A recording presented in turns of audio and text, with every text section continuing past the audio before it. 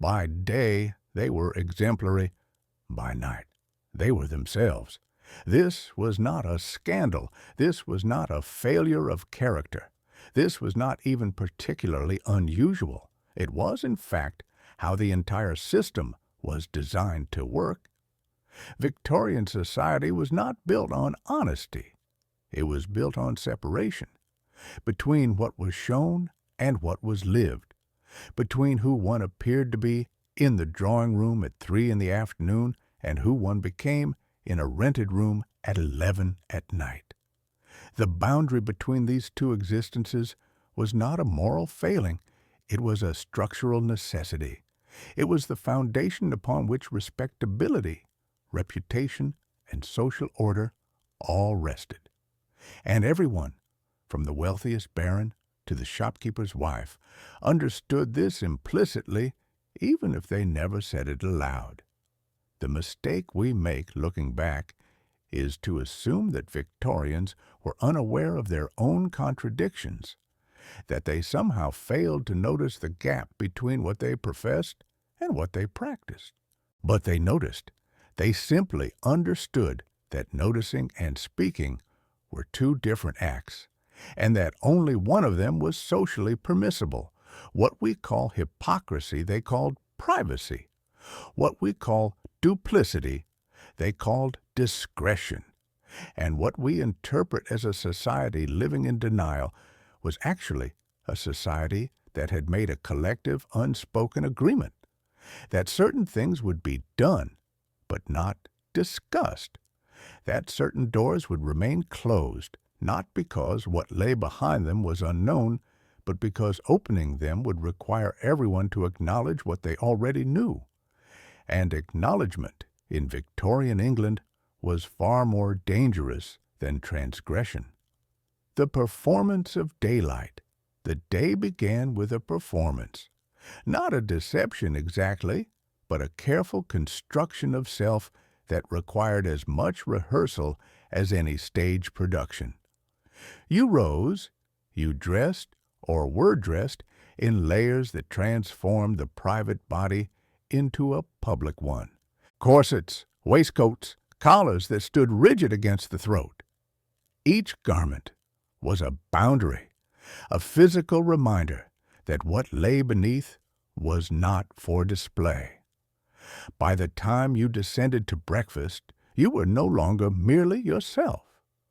You were the version of yourself that could be observed, the version that could be discussed, evaluated, remembered, the version that would contribute to or detract from your family's reputation, your husband's standing, your children's prospects.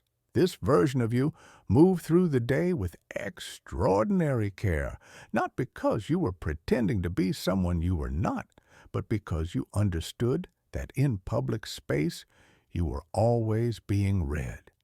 Every gesture was a sentence. Every choice of word, every angle of posture, every minute of your time spent in one location rather than another, all of it was information. All of it could be interpreted. All of it mattered. The drawing room was a theater of visibility. You entered it knowing you were entering a space designed for judgment. The furniture itself seemed arranged to facilitate observation. Chairs positioned just so. Mirrors reflecting angles that allowed discreet surveillance. Windows that framed, but also exposed. Light entered these rooms in carefully controlled quantities. Too much would be vulgar. Too little would suggest something hidden. You spoke in these rooms as though you were writing a letter that would be read aloud. You chose topics that were acceptable. You expressed opinions that were predictable, not because you had no other thoughts, but because you understood that interesting thoughts, controversial thoughts, truly private thoughts, these belonged elsewhere. They belonged to the night. The street was another kind of performance space, less intimate but more consequential. Here you were visible to everyone and accountable to everyone. Your clothing had to communicate your status without ostentation. Your pace had to suggest purpose without urgency. If you were a woman, you moved through public space as though you were always potentially being watched by someone who mattered, because you were. If you were a man, you moved as though you had every right to be exactly where you were, even if where you were was somewhere you should not be. The church was the most carefully choreographed space of all. Here, the performance was not just social, but spiritual. You sat in pews that were often assigned, rented, purchased, physical manifestations of hierarchy. You sang hymns that reinforced the very values you might quietly ignore in private. You listened to sermons about virtue, chastity, temperance, duty, and you nodded. You agreed. Because in this space, agreement was not about belief. It was about belonging. What is crucial to understand is that none of this was considered dishonest. The public self was not a lie. It was simply incomplete. It was the self that could survive scrutiny, the self that could be discussed at dinner parties, written about in letters, remembered fondly after death. It was the self that protected everything else. Because if the public self failed, if it collapsed, if it was exposed as insufficient or false, everything else collapsed with it. Reputation was not ornamental. It was structural. Lose it, and you lost your social position, your marriage prospects, your credit, your invitations, your future. You lost the right to be seen. And so the public self was maintained with relentless discipline. It was polished daily, adjusted constantly, protected at all costs. It was performed so often that it became, in a sense, real. Or at least, it became real enough. Real enough to matter. Real enough to defend. Real enough that when the private self did something the public self could never acknowledge, the public self simply continued on, uninterrupted, as though nothing had happened at all. The descent into privacy. The transition from public to private was not instantaneous. It happened in stages, in thresholds, in the slow closing of doors. You left the drawing room. You climbed the stairs.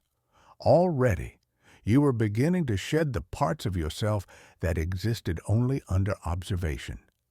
The higher you climbed, the fewer eyes could follow. The hallway was dimmer than the rooms below. The corridor was narrower. The doors along it were closed. Behind those doors, the household fractured into individual existences, the children in the nursery, the servants in their quarters, the husband in his study, the wife in her bedroom, each person retreating into a space where they could, for a few hours, stop performing. But even these rooms were not entirely private. Servants moved through them, family members could enter, letters could be read, diaries could be found. So true privacy required another layer of separation.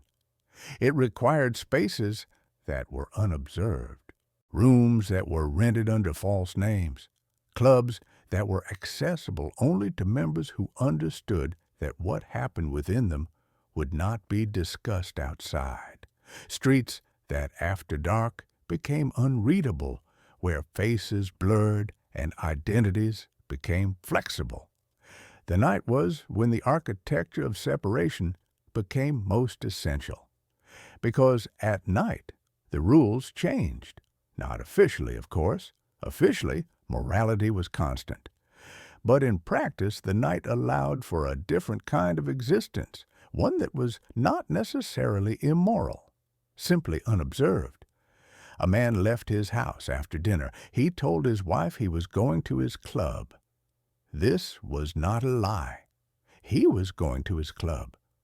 But what he did there, or where he went afterward, belonged to a part of his life that his wife was not expected to know about. And she, in turn, did not ask. Not because she was naive, but because asking would require her to know, and knowing would require her to respond. And responding would fracture the very structure that protected them both. A woman spent her afternoon visiting friends. She sat in drawing rooms and discussed novels, children, charitable works. She drank tea from porcelain cups. She spoke in the careful, modulated tones appropriate to her station. But in the evening, in her bedroom, with the door locked and the lights low, she became someone else, not a different person exactly, but a person with different needs, different thoughts, different desires, a person who read books that could not be left on the table downstairs, who wrote letters that could not be sent through the regular post, who imagined lives that could never be lived in daylight. This was not rebellion. This was accommodation. Victorian society did not demand that you suppress your private self entirely. It simply demanded that you keep it private, that you maintain the boundary, that you never allow the two selves to blur into one another. The study was one such boundary space, a room in the house but separate from the household, a place where a man could close the door and become temporarily unavailable. What he did in that room, whether he worked or drank or read pornography or wrote poetry or simply sat in silence, was his concern. The room itself was the permission. As long as the door remained closed, as long as he emerged from it still presentable, still capable of resuming his public role, no one questioned what happened inside. The bedroom was similar, but more complex. It was a private space, but not an individual one. Husband and wife shared it, at least nominally. But even here, there were further separations. Dressing rooms, separate beds in many households. The understanding that what happened in the bedroom at night, whether sexual, emotional, or simply the exhausted collapse into sleep, was not a topic for discussion the next morning at breakfast. Sex itself was subject to this same principle of separation. It happened. Everyone knew it happened. It had to happen for children to be born, for marriages to be consummated, for the basic mechanics of society to function. But it was never discussed, not in public, not even, in many cases, in private. It simply occurred in darkness, in silence, and then it was over, and the daylight self resumed as though nothing had taken place. This separation was so thorough that many Victorian women genuinely did not understand the mechanics of sex until their wedding night, not because the information was unavailable. It was whispered about, alluded to, encoded in novels and medical texts, but because knowing it explicitly would have required acknowledging it, and acknowledgment would have made them complicit in something that respectable women were not supposed to know about. So they did not know, or they knew without knowing. They understood in the abstract, but not in the particular. And this ignorance was not stupidity. It was strategy. It was a way of maintaining the separation between what could be acknowledged and what could only be experienced. The geography of transgression of Victorian London was a city of layers. On the surface it was monuments and museums, churches and parks, wide boulevards where respectable people moved in respectable patterns. But beneath that surface, and sometimes running parallel to it, was another city entirely. A city of rented rooms and unmarked doors, of streets that changed character after dark, of establishments that existed in legal ambiguity and social silence. You could walk from one city to the other in less than 10 minutes. Often you did. Often the boundary between them was nothing more than a turn down a side street, a descent of a few steps into a basement, a door that looked identical to every other door on the block, but led to something entirely different. The rented room was the most common architecture of the double life. A man, married, respectable, employed, maintained a second address. Sometimes it was for a mistress, sometimes it was simply for himself. A place where he could go and not be anyone's husband, anyone's father, anyone's employee, where he could drink more than was appropriate, or read what was inappropriate, or simply exist without the constant weight of observation. These rooms were not secret exactly. Landladies knew who rented them. Neighbors saw men coming and going. But there was an understanding that what you saw you did not discuss. That discretion was a form of currency, that everyone had something they preferred to keep unobserved. The mistress was another form of separation. She existed in a parallel life, maintained by the same man who maintained a wife and family in another part of the city. Often she lived in modest comfort, not wealthy, but not desperate. Her existence was predicated on invisibility. She could not appear in public with the man who supported her, could not be introduced to his friends, could not expect marriage, children, respectability. In exchange, she received financial support and a strange kind of freedom. Freedom from the performance of virtue. Freedom to exist outside the machinery of reputation. But this freedom was precarious. It depended entirely on the man's continued interest and his ability to pay, and it required her absolute silence. The moment she spoke, the moment she wrote a letter, made a claim, sought recognition, the entire arrangement collapsed, not just for her, but for him. And so she did not speak. She remained hidden. She accepted the terms of her own invisibility, because the alternative was not liberation, but destitution. The club was a more socially acceptable form of masculine privacy. Men went to clubs to escape domestic space, to smoke and drink and gamble and talk without the moderation required in mixed company. What was said in these rooms stayed in these rooms. What was drunk, what was wagered, what was confessed. None of it traveled back to the wife at home. The club was a kind of agreed-upon fiction that men needed time away from civilization to be civilized, that they required periodic escape from virtue in order to maintain it. And women, of course, had no equivalent, no space where they could gather without chaperones and speak without constraint. Their privacy was more limited, more surveilled, more conditional. A woman alone in a public space was already suspect. A woman in a club, a tavern, a coffee house after dark, she was not respectable. She could not be. The very act of being there redefined her. But this did not mean women had no private lives, only that their private lives had to be even more carefully hidden, conducted in bedrooms, in letters, in the brief moments when servants were elsewhere and doors were locked, conducted in thoughts that were never spoken, in desires that were never named, in the quiet, invisible work of managing a self that could never be fully expressed. The streets themselves changed after dark.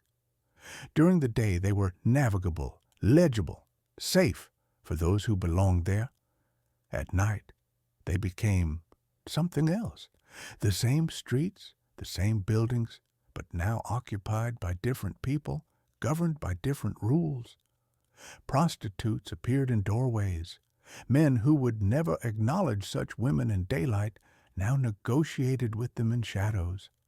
Police moved through, not to stop this activity, but to contain it, to ensure it remained in the appropriate districts, the appropriate hours. This was not chaos. This was a system. The night economy existed because the day economy created it.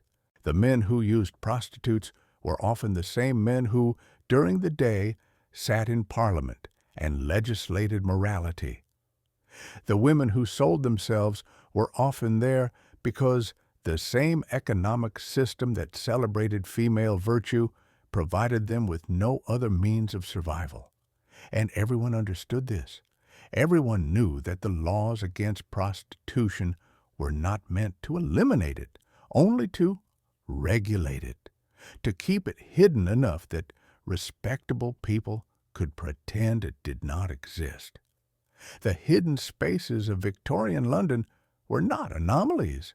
They were relief valves, places where the pressure of constant performance could be released briefly before the performance resumed. And they worked precisely because they were hidden, because they existed in the gap between what was acknowledged and what was known. You could know that men visited prostitutes without ever having to acknowledge a specific man doing so. You could know that marriages were often unhappy without ever having to admit that your own marriage was. You could know that the system depended on exploitation and inequality without ever having to examine your own role in maintaining it. This was the genius of separation. It allowed you to know and not know simultaneously, to be aware and unaware, to participate and remain innocent. And as long as no one forced you to choose between knowing and not knowing, the system remained stable. The economy of silence. Silence was not passive in Victorian society. It was active. It was labor. It was a form of work that required constant vigilance and collective participation. Everyone had to agree simultaneously and continuously not to see what was visible, not to hear what was audible, not to know what was knowable. This agreement was never written down. It was never formally articulated. But it was enforced with ruthless efficiency. The punishment for breaking silence was not legal. It was social. You were not arrested for speaking the truth. You were simply excluded, cut off, removed from the networks of reputation and connection that made life navigable. The servant who saw too much and spoke about it lost her position. The society woman who gossiped too explicitly lost her invitations. The journalist who published the wrong kind of truth lost his access. The punishment was always proportional to the transgression, but it was also always effective. Because in a society built on reputation, social death was indistinguishable from actual death. You could survive it technically, but you could not live. And so people learned very quickly what could be said and what could only be known. They learned to phrase things carefully, to speak in euphemisms, to allude without specifying, to understand without acknowledging understanding. A woman might say her husband was often away on business. Everyone understood what this meant.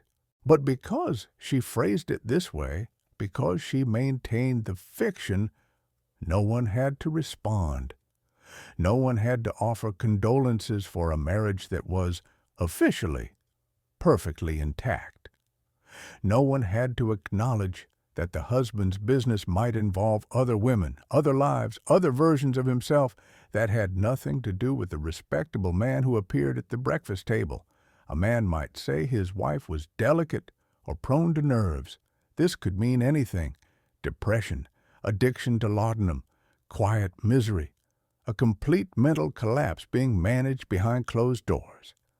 But the phrasing allowed everyone to nod sympathetically and say nothing, to express concern without requiring details, to maintain the surface while the depths remained unexamined. Children learned this language early.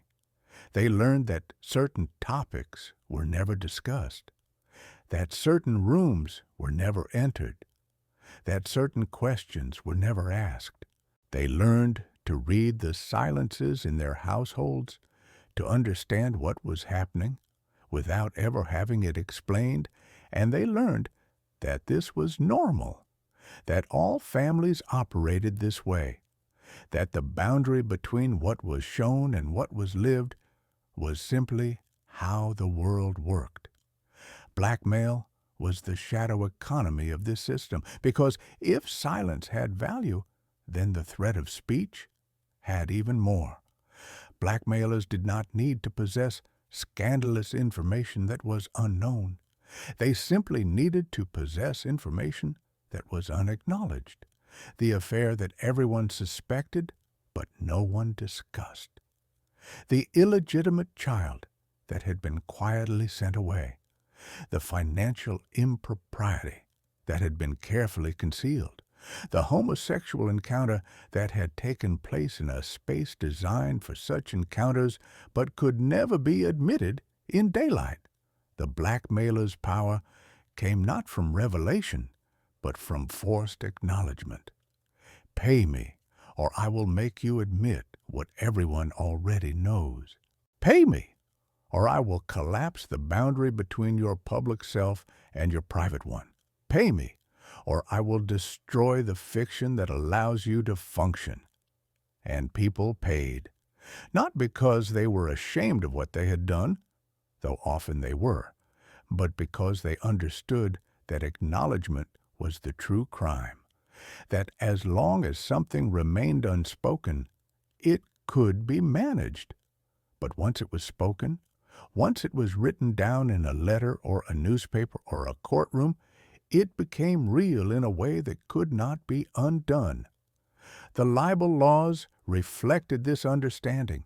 You could say almost anything about someone as long as you did not say it too explicitly, as long as you maintained plausible deniability, as long as you left room for interpretation. But if you named names, if you provided details, if you forced acknowledgement, then you had crossed a line. Then you were liable, not for lying necessarily, but for speaking. Truth was not a defense in Victorian libel law. This is important. You could be sued for publishing something that was absolutely true if publishing it damaged someone's reputation. The law did not protect honesty. It protected reputation. It protected the right to maintain a public self that was independent of one's private behavior. This was not an accident. This was the law working exactly as it was designed to work, preserving the architecture of separation, ensuring that private transgression did not become public knowledge, allowing the system to function even when individual behavior contradicted the system's stated values. Gossip operated within this same framework. It was how information circulated without becoming acknowledged. You could whisper about someone's affair in a drawing room, and as long as it remained a whisper, as long as it was prefaced with "I heard" or "they say," it could spread without consequence. But the moment you said it too loudly, the moment you claimed certainty rather than rumor, you became vulnerable. You had forced acknowledgement. You had violated the boundary. And so gossip remained suspended in this strange state of being known but not confirmed. Everyone heard it. Everyone repeated it. But no one claimed it.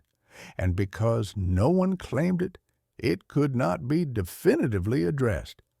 It existed in the space between truth and fiction, between knowledge and ignorance, between speech and silence. This was exhausting, of course. Maintaining this level of collective silence required constant effort. You had to remember what you were supposed to know and what you were not supposed to know, what you could say and what you could only think, who you could trust with which version of the truth. But exhausting as it was, it was also stabilizing. Because as long as everyone participated, as long as everyone maintained their assigned silences, the system held. Reputations remained intact. Marriages continued.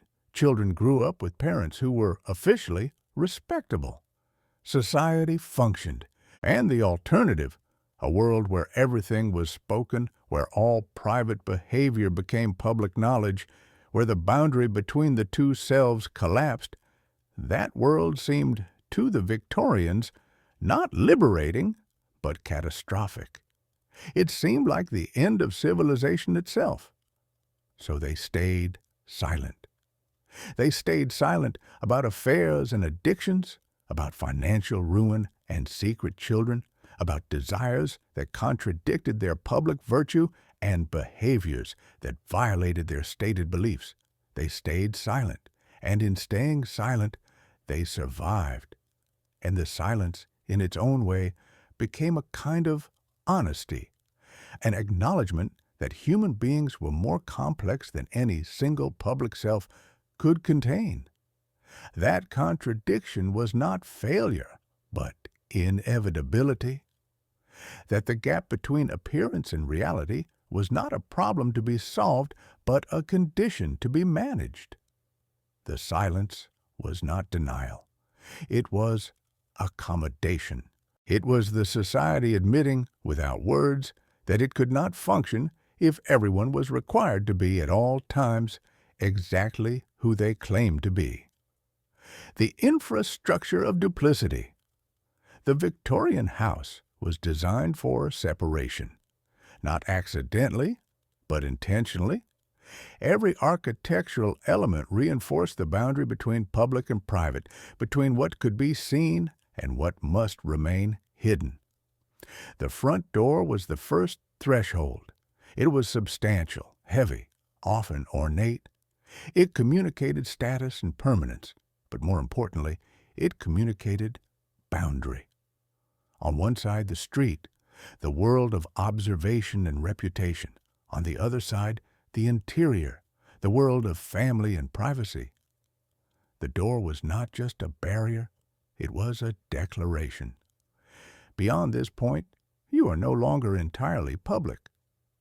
But even inside the house, separation continued. The entrance hall was still semi-public. Visitors could be received there. Tradespeople could wait there. It was inside, but not truly private. The drawing room was similar, a space designed for guests, for observation, for the performance of domesticity. The furniture was arranged to facilitate conversation, but also surveillance. You could not sit in a drawing room without being seen. That was the point. The dining room was more intimate but still performative. Meals were theater. The way food was served, the order of courses, the topics of conversation, all of it was choreographed. Even the table itself was a stage set with silverware and china that communicated the family's status and taste. To eat in this room was to participate in a public act, even if the only audience was your own family. But beyond these public rooms, deeper into the house, the architecture changed. Corridors became narrower, lighting became dimmer, doors remained closed. The servants' quarters were separate, often accessed by different staircases, ensuring that the people who made the household function remained as invisible as possible. Their labor was essential, but their presence was an intrusion. They were meant to materialize only when needed and disappear immediately afterward. The bedrooms were the most private spaces, but even they were not entirely unobserved. Servants entered them to clean, to lay fires, to deliver water for washing. Letters could be found. Diaries could be read. Privacy was relative, contingent, never absolute, and so truly private behavior required spaces beyond the bedroom. The study, as mentioned, was one such space. But there were others. The attic, where old belongings were stored, but also where certain items could be hidden. The garden, where conversations could happen out of earshot of servants. The locked drawer, the false-bottom trunk, the book with pages hollowed out to conceal letters or money or photographs that could not be explained. Victorian furniture itself participated in this infrastructure. Desks had secret compartments. Wardrobes had false backs. Even jewelry boxes often contained hidden drawers. This was not paranoia. This was design. The Victorians understood that privacy required physical architecture, that certain things needed to be kept separate, not just mentally, but materially. The city, too, was architecturally complicit. London was a labyrinth. Streets did not follow logical patterns. Addresses were often ambiguous. A single building might have multiple entrances, multiple names, multiple functions. This was partly accidental, the result of centuries of organic growth. But it was also useful. It meant you could enter a building from one street and exit onto another. That you could claim to be somewhere you were not. That you could move through the city without leaving a clear trail. The railway made this even easier. You could board a train in one part of London and emerge in another, or in a different city entirely in a matter of hours. You could maintain a second household in a different town. You could live two lives that never physically intersected. The wife in one city, the mistress in another, and the train journey in between as the transition from oneself to the other. Hotels and lodging houses asked few questions. As long as you paid, you could be anyone. You could sign a false name in the register. You could claim to be married when you were not. You could arrive with a woman who was not your wife, and no one would comment, at least not to your face. Discretion was a service provided along with the room.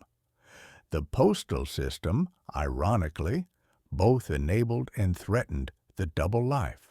Letters allowed communication across distance, the maintenance of relationships that could not be conducted in person. But letters were also evidence. They could be intercepted, read by servants, discovered after death. And so people learned to write carefully, to use code words, to burn letters after reading them, to maintain, even in private correspondence, a level of ambiguity that would protect them if the letter fell into the wrong hands. Photographs were similar. They were intimate, personal, often kept as mementos of people and moments that could not be publicly acknowledged. But they were also permanent. They could be found. They could be shown. They could prove what was meant to remain unproven. And so photographs of mistresses, of illegitimate children, of compromising situations were kept hidden, locked away, sometimes destroyed. The very structure of time participated in this separation. Days had rhythms, and those rhythms determined what could happen when. Mornings were for business and respectability. Afternoons were for social calls and public appearance. Evenings were for family dinners and domestic performance. But late at night, after the household had gone to bed, time became elastic. Hours could be spent reading forbidden books, writing unsendable letters, drinking alone, or simply thinking thoughts that could never be spoken. And beyond time, there was the structure of the calendar itself. Certain seasons were for certain activities. The social season, when everyone who mattered was in London, when visibility was maximum and behavior had to be most carefully controlled. And then the rest of the year, when people dispersed to country estates, to the seaside, to the continent, when observation was less intense and transgression was more possible. Vacations were particularly useful for the double life. A man could travel abroad, ostensibly for business or health, and engage in behavior that would be impossible at home. A woman could take a rest cure at a spa and have an affair with another patient, secure in the knowledge that what happened in Bath or Brighton stayed in Bath or Brighton. The infrastructure of duplicity was not built by any one person or institution. It emerged organically from the collective need for privacy, for separation, for spaces where the public self could be temporarily suspended. And once it existed, once people learned to use it, it became self-reinforcing. The more people relied on rented rooms and secret drawers and coded letters, the more normalized these practices became. The more normalized they became, the more infrastructure developed to support them. This was not a conspiracy. This was an ecosystem, a system that evolved to meet the needs of people living under constant observation. People who understood that they could not be at all times the person they were expected to be. People who needed spaces, physical and temporal, where they could become someone else.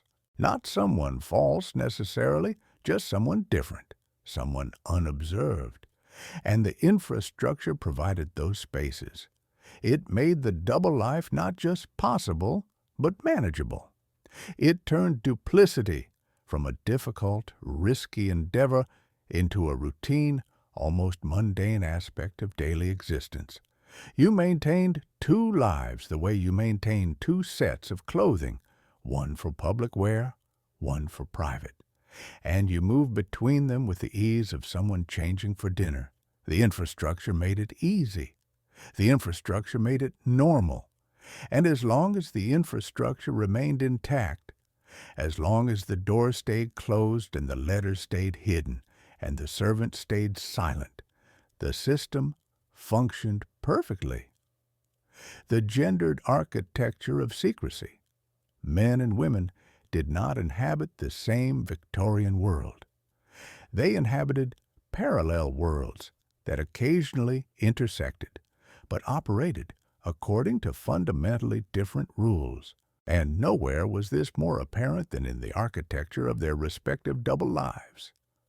A man's freedom to maintain a private existence separate from his public one was vast, legally protected, and socially expected. He could leave his house without explanation.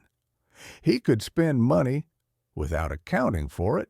He could disappear for hours, days, weeks, and as long as he returned still capable of fulfilling his public role, still employed, still providing for his family, still appearing respectable, no one questioned his absence. His clubs were waiting for him. His colleagues understood.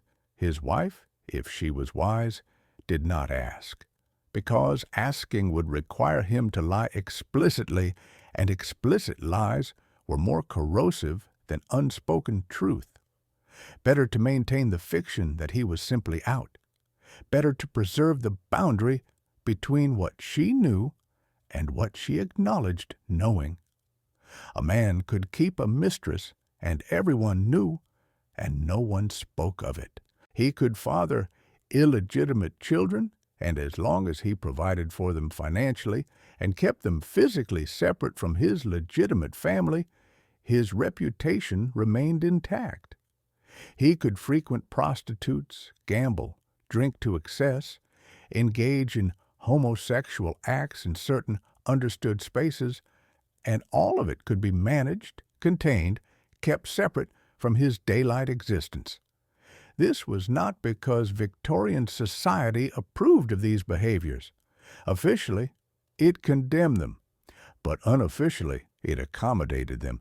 It understood that men had needs, urges, desires that could not be fulfilled within the constraints of respectable marriage.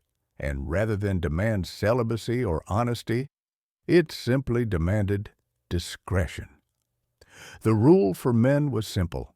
Do what you want, but do not make it public. Do not embarrass your wife. Do not endanger your children's prospects. Do not create a scandal that requires acknowledgement. As long as you maintain these boundaries, as long as your private life remains sufficiently private, you were free. Women had no such freedom. A woman's movements were tracked. Her time was accounted for. Her money, if she had any, was controlled by her husband or father. She could not go out alone without losing respectability. She could not enter a club, a tavern, a hotel without a chaperone. She could not travel without explanation.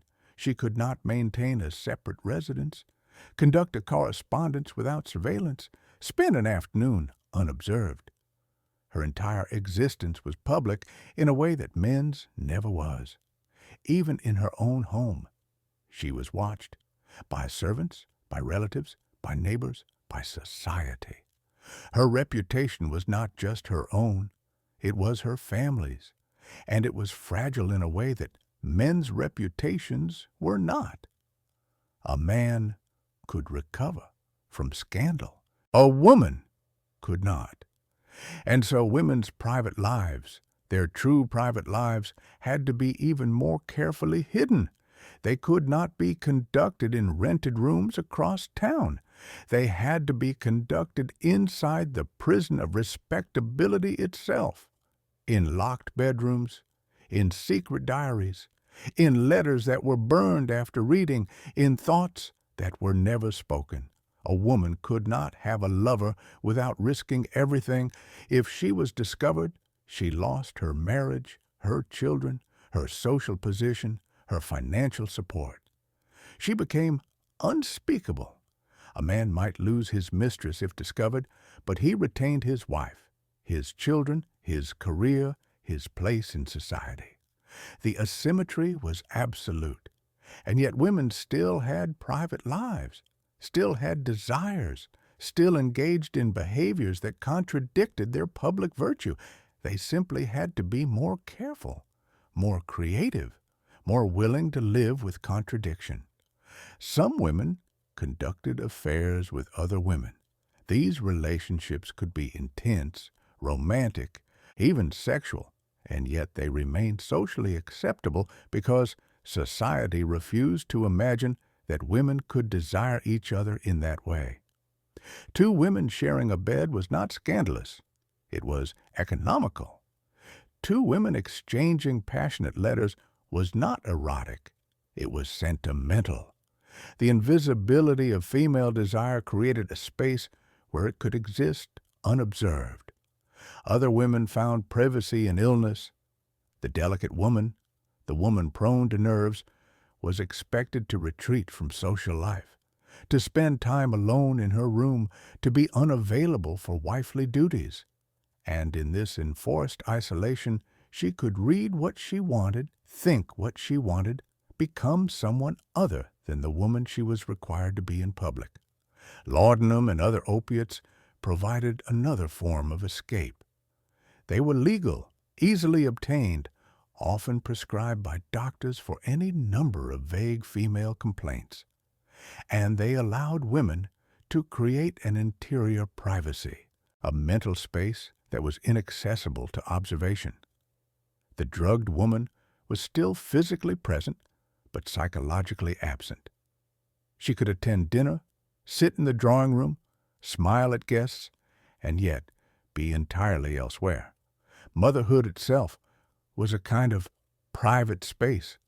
Once a woman had fulfilled her duty by producing children, particularly sons, her sexual life with her husband often diminished or ceased entirely. This was not discussed, but it was understood, and it meant that her body, which had been colonized by marriage and pregnancy, became somewhat her own again. Not free, exactly, but less obligated. The charitable work that occupied many Victorian women was another form of privacy disguised as virtue. A woman could leave her house to visit the poor, to organize fundraisers, to serve on committees. And these activities were not just acceptable, but praiseworthy. but they also provided time outside domestic surveillance, conversations with other women that were not overheard by husbands, encounters with parts of the city that were normally forbidden, a sense of purpose and autonomy that domestic life did not provide.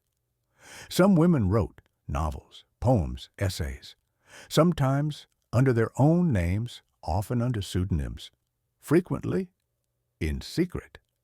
Writing was a way of living another life, of imagining other possibilities, of expressing thoughts that could never be spoken aloud. The pages of a novel could contain desires, angers, criticisms that would be unthinkable in conversation. And as long as the writing was not too explicitly autobiographical, as long as it maintained the fiction of being fiction, it was permissible. But the fundamental difference remained. A man's double life was spatial and temporal. He physically left one location and entered another. He moved from day to night, from home to club, from wife to mistress. His two selves occupied different places. A woman's double life was internal. Her two selves occupied the same body, the same room, the same moment. She was simultaneously the respectable wife and the woman who resented her husband, the devoted mother and the woman who regretted her children, the pious churchgoer and the woman who doubted everything she had been taught to believe. She could not escape into another location. She could only escape into herself, into the privacy of her own mind, into the thoughts she never spoke, into the self she never showed.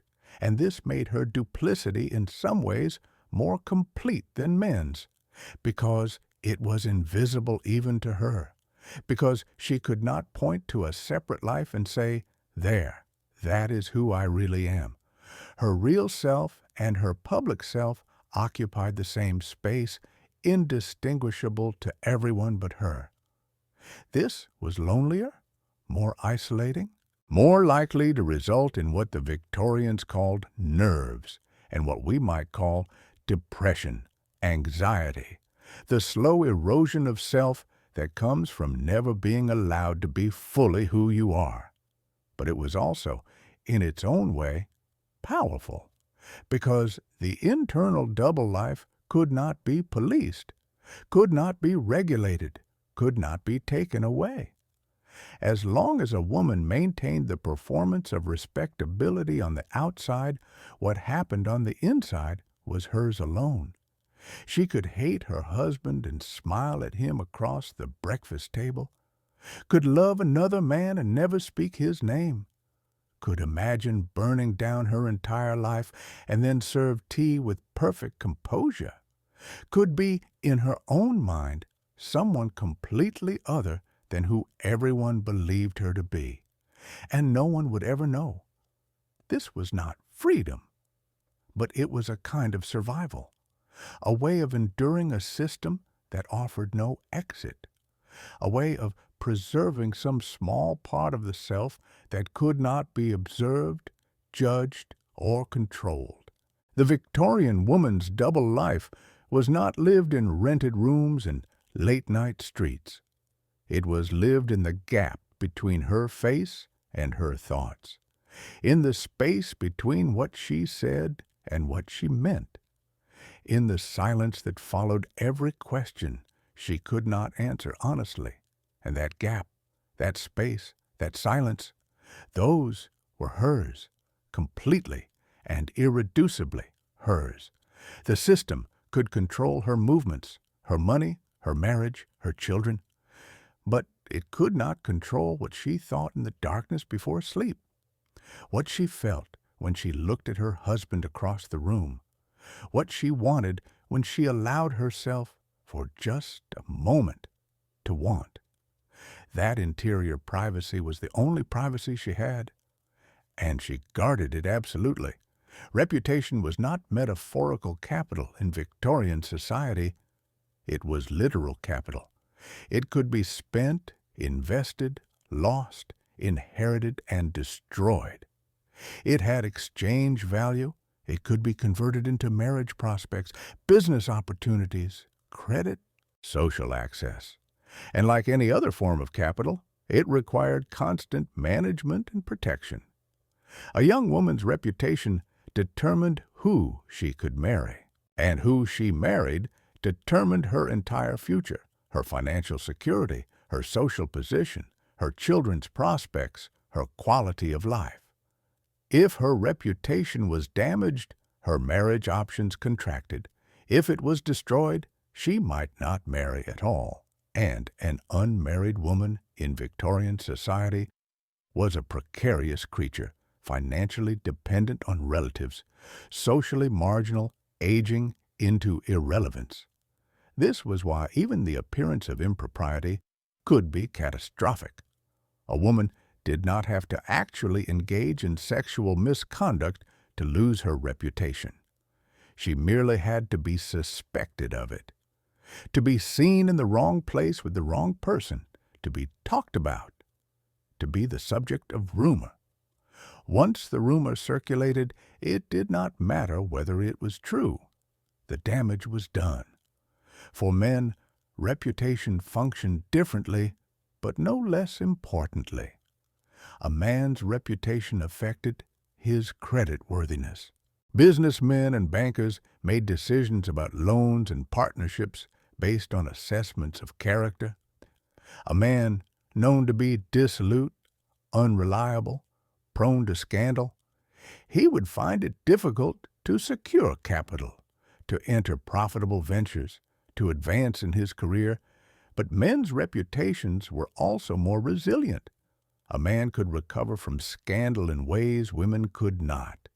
He could move to a different city, change professions, rebuild. His past did not follow him with the same permanence, and certain kinds of scandal barely touched him at all. A man known to have a mistress might be considered slightly disreputable, but he would still be invited to dinner parties, still be eligible for club membership, still be considered an acceptable business partner. The same behavior in a woman would make her unemployable, unmarriageable, socially dead. This asymmetry was not accidental. It was structural. Society needed women's sexuality to be tightly controlled because inheritance depended on it. A man needed to know that his children were actually his children, that his property would pass to his biological heirs.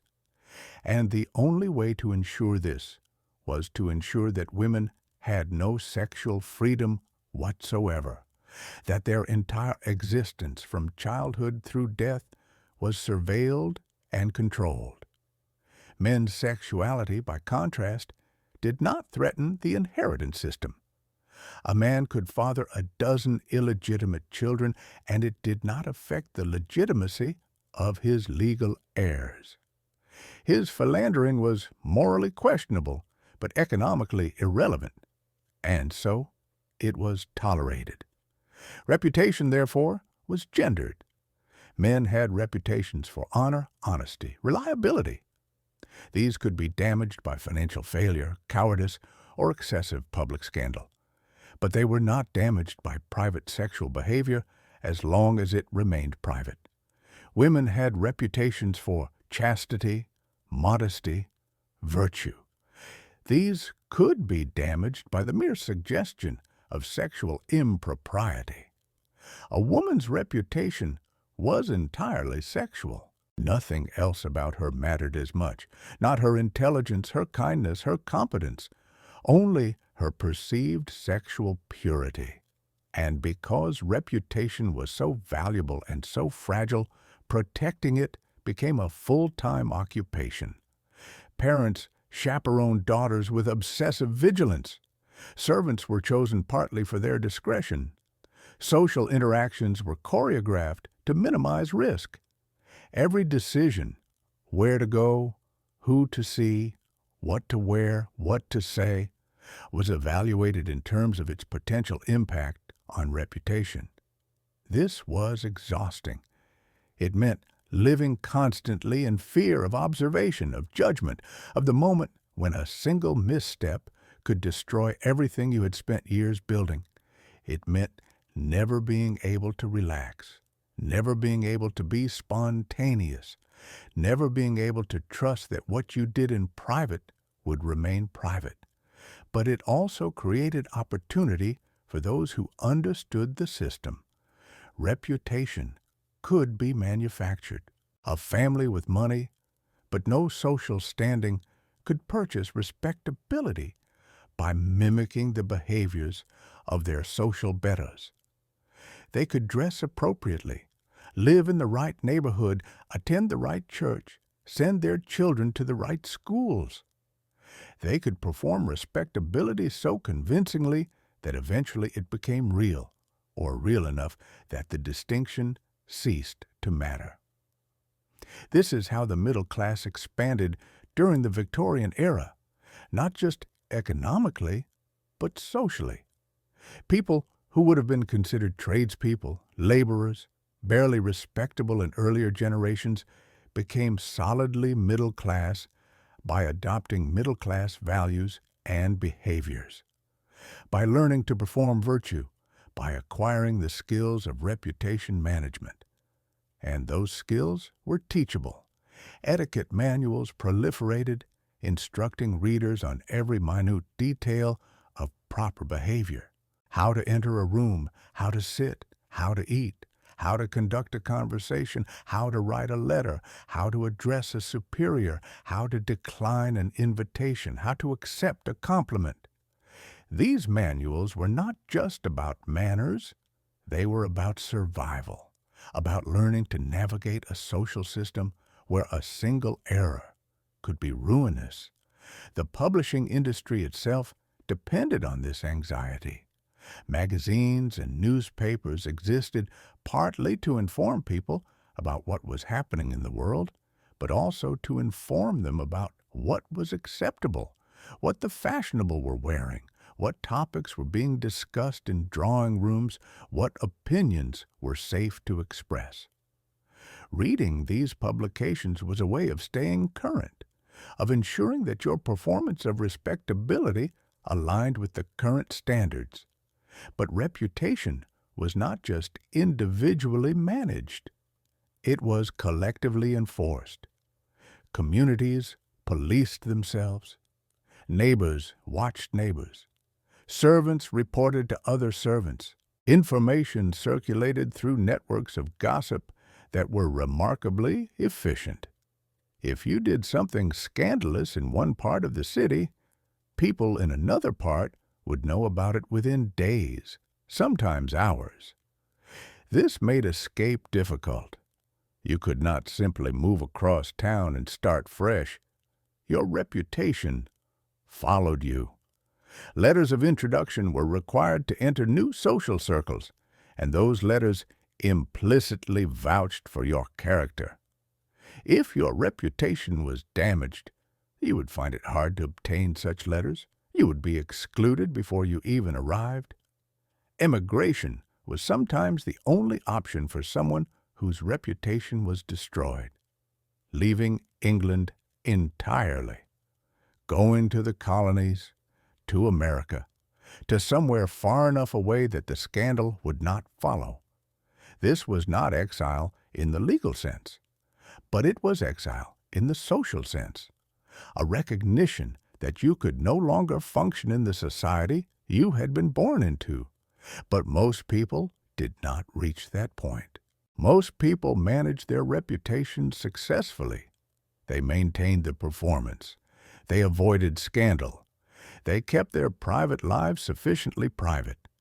And in doing so, they preserved their access to all the benefits that reputation provided: marriage, employment, credit, social belonging. The system worked, in other words, not because everyone was virtuous, but because everyone understood the rules, understood what could be done and what could be acknowledged, understood that private transgression was permissible as long as public virtue was maintained, understood that reputation was not a reflection of character, but a construction that required constant labor to sustain. And once you understood this, once you accepted it, the system became almost comfortable. You stopped expecting consistency between public and private. You stopped judging yourself or others for the gap between appearance and reality. You simply learned to manage both versions of yourself with equal care. Your public self was your reputation. Your private self was your life. And the two did not need to align. They merely needed to remain separate. This was the economic logic of Victorian society. And it was brutally effective. The psychology of partition, living a divided life, required a divided mind. Not schizophrenia, not madness, but a kind of psychological compartmentalization that allowed you to hold contradictory beliefs simultaneously and experience no cognitive dissonance. You believed, genuinely, in the importance of marital fidelity, and you maintained a mistress.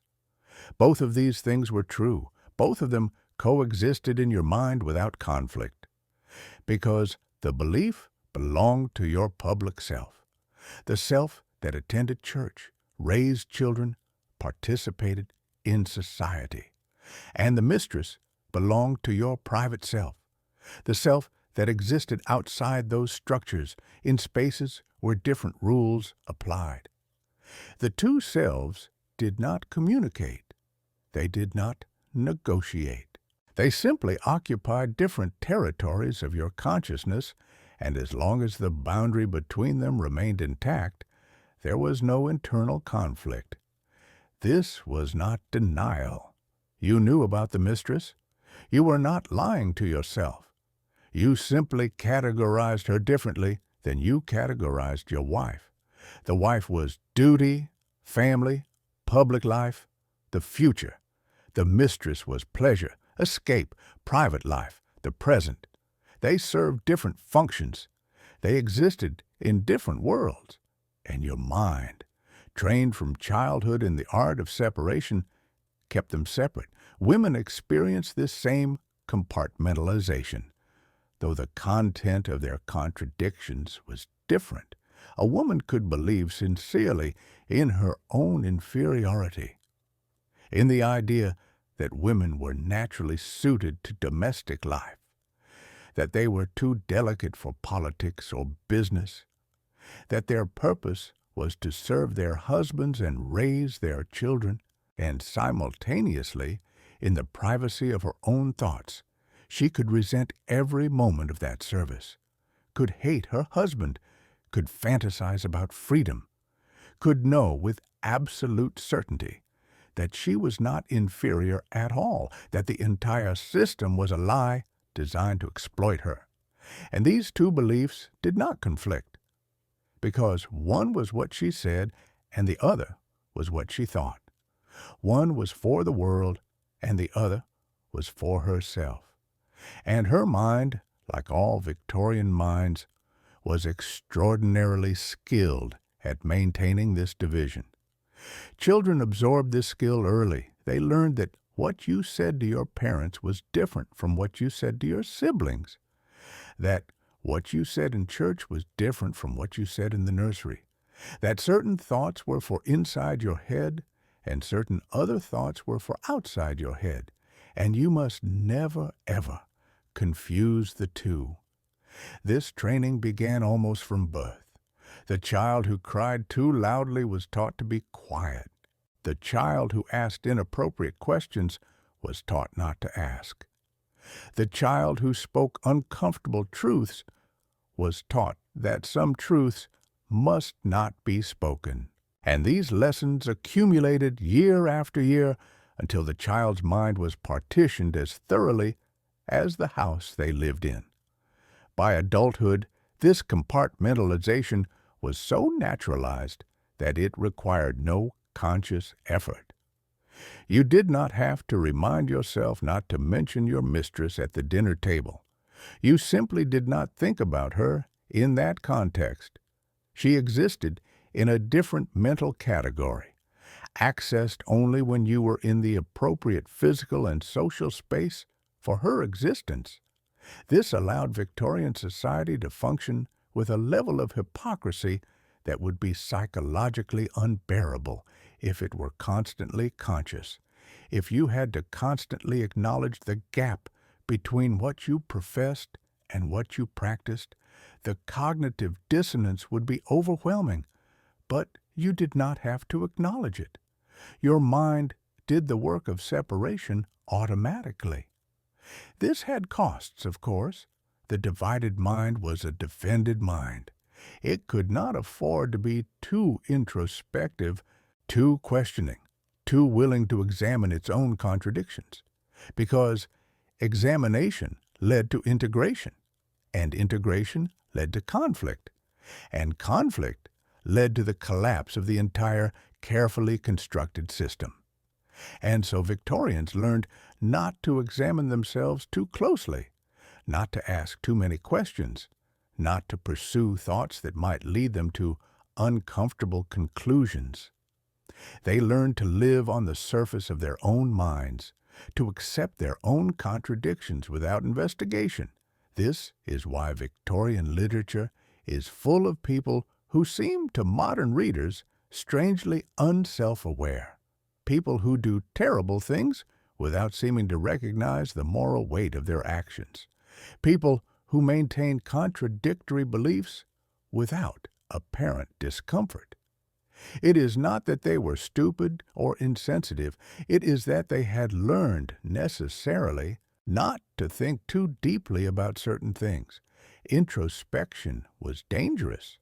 It threatened the boundaries. It risked bringing the private self into contact with the public self. It risked forcing acknowledgement of things that functioned better unacknowledged. And so people cultivated a kind of deliberate superficiality. They stayed busy. They focused on external behaviors rather than internal states. They evaluated themselves and others based on observable actions, not on thoughts or feelings. This was not shallow. It was protective. Religion both reinforced and complicated this psychological structure. On one hand, Christianity taught that God knew your thoughts, that you could not hide your true self from divine observation. On the other hand, it also taught confession, repentance, and forgiveness, mechanisms for managing sin without being destroyed by it. You could sin, confess, be forgiven, and continue on. The sin did not need to change your fundamental identity or your social position. It could be compartmentalized as a moment of weakness, confessed privately to God or a priest, forgiven, and then set aside. This allowed for a kind of psychological flexibility. You could transgress, acknowledge the transgression in a limited and controlled context, and then return to your public virtue without the transgression contaminating it. But many Victorians did not even require this religious mechanism. They simply accepted that they contained multitudes, that they could be both virtuous and sinful, both honest and deceptive, both loving and cruel, not sequentially, but simultaneously. Different parts of themselves activated in different contexts. This is not unusual. Actually, all human beings contain contradictions. What was unusual about the Victorians was how systematically they structured those contradictions, how consciously they separated the different parts of themselves, how skilled they became at living multiple lives without experiencing them as multiple. The psychological cost of this was often displaced into the body. The epidemic of nerves that afflicted Victorian women was partly a result of this enforced compartmentalization. The feelings that could not be acknowledged, the anger that could not be expressed, the desires that could not be fulfilled, all of it had to go somewhere, and often it manifested as physical symptoms: headaches, fainting, exhaustion, mysterious pains. Doctors treated these symptoms with rest cures, opiates, sometimes more drastic interventions. But they rarely addressed the underlying cause, because the underlying cause was the structure of society itself. And you could not cure that with bed rest. Men displaced their psychological strain differently, into work, into drink, into the relentless pursuit of respectability, into the performance of stoicism of control, of never admitting weakness or doubt, into the club, the mistress, the opium den, spaces where the defended self could briefly relax. But neither men nor women could afford to integrate their divided selves. Integration would mean confronting the full extent of the lies they lived with. It would mean choosing between public virtue and private desire. It would mean either transforming themselves or transforming society, and neither option was available. The self could not be transformed without destroying your place in the world, and society could not be transformed by individual will. So the division remained, the compartments stayed sealed, and people learned to live with the strange, quiet dissonance of being several different people, none of them quite honest, all of them necessary. This was the psychological architecture of Victorian life, and it was, in its own way, a remarkable achievement, a testament to the human capacity for adaptation, for learning to survive in systems that would otherwise be unlivable. You could be a loving father and an unfaithful husband, a devoted wife and a secret addict, a pillar of the community and a frequent visitor to brothels, not because you were exceptionally hypocritical, but because you had learned to keep these different versions of yourself in different rooms of your mind. And as long as the doors between those rooms stayed closed, you could function. You could be, by all observable measures, a successful, respectable, normal person. The doors stayed closed. The rooms stayed separate, and life continued, the ritual of transformation. The transition between selves was not instantaneous. It required ritual, small, private ceremonies that marked the boundary between one existence and another. A man preparing to leave his house for the evening did not simply walk out the door.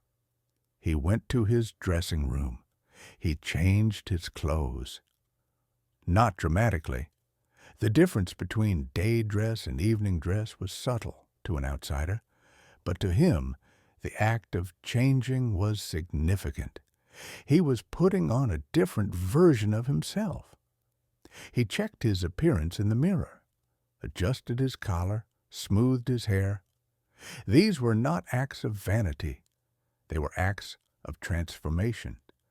He was ensuring that the self he presented to the world outside his home was complete, coherent, without flaw. He descended the stairs, spoke briefly to his wife. The conversation was mundane, when he would return, whether he would need the carriage. But it was also a performance. He was demonstrating that his departure was ordinary, expected, nothing to question. He left. The door closed behind him. And in that moment, between the interior of the house and the exterior street, he became someone else, not entirely different, but different enough. The walk itself was part of the ritual. The physical movement through space corresponded to a mental movement between identities. With each step away from home, the obligations of family receded slightly. The weight of domesticity lightened.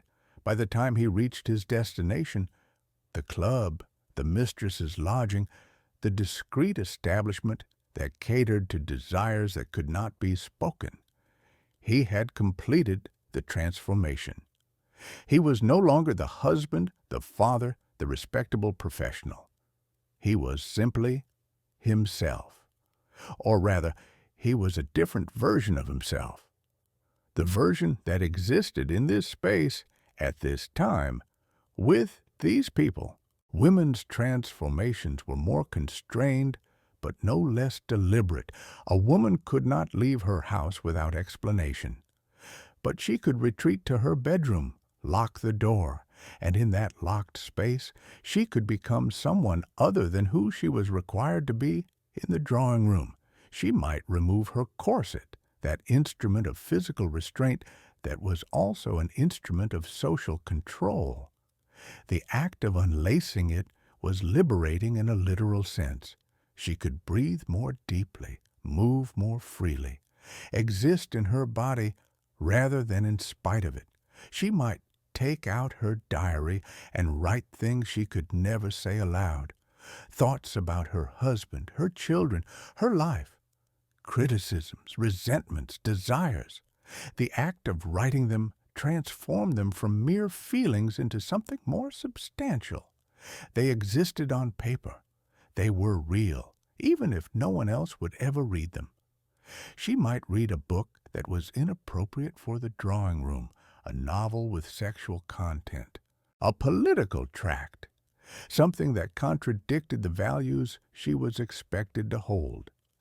The act of reading it in private was a small rebellion, a way of maintaining an intellectual life that was independent of her public role. Or she might simply sit in silence. No performance, no observation, just herself, alone, in a room where no one could see her. This was rare, this was precious. This was the closest she could come to freedom. The transformation back was equally ritualized. Before unlocking the door, she put herself back together, relaced the corset, smoothed her dress, composed her face. By the time she emerged, she was once again the woman who belonged to the drawing room. The private self remained behind, in the locked room, invisible. For both men and women, these rituals of transformation were essential. They marked the boundaries. They made the transition conscious, deliberate, controlled. Without them, the two selves might blur into each other. And that blurring was dangerous. The Victorian day was full of such rituals. Meals were served at specific times in specific ways, with specific behaviors expected. These rituals reinforced structure. They reminded you who you were supposed to be in this moment, in this space. Church attendance was another ritual of transformation. You dressed in your best clothes. You walked to church as a family, visible to the community. You sat in your designated pew. You sang, prayed, listened to the sermon. And for that hour, you became the ideal version of yourself, the version that was pious, obedient, grateful, humble. It did not matter if you believed the sermon. It did not matter if you resented the obligation. What mattered was the performance, the public demonstration that you were part of the community, that you subscribed to its values, that you belonged. Afterward, you returned home, changed into more comfortable clothes, and gradually, over the course of the afternoon, you became someone slightly different, less formally virtuous, more human. Social calls followed their own rituals. You arrived at the designated hour. You were announced. You entered the drawing room and performed greetings that had been standardized over generations. You sat in the chair offered to you. You accepted tea.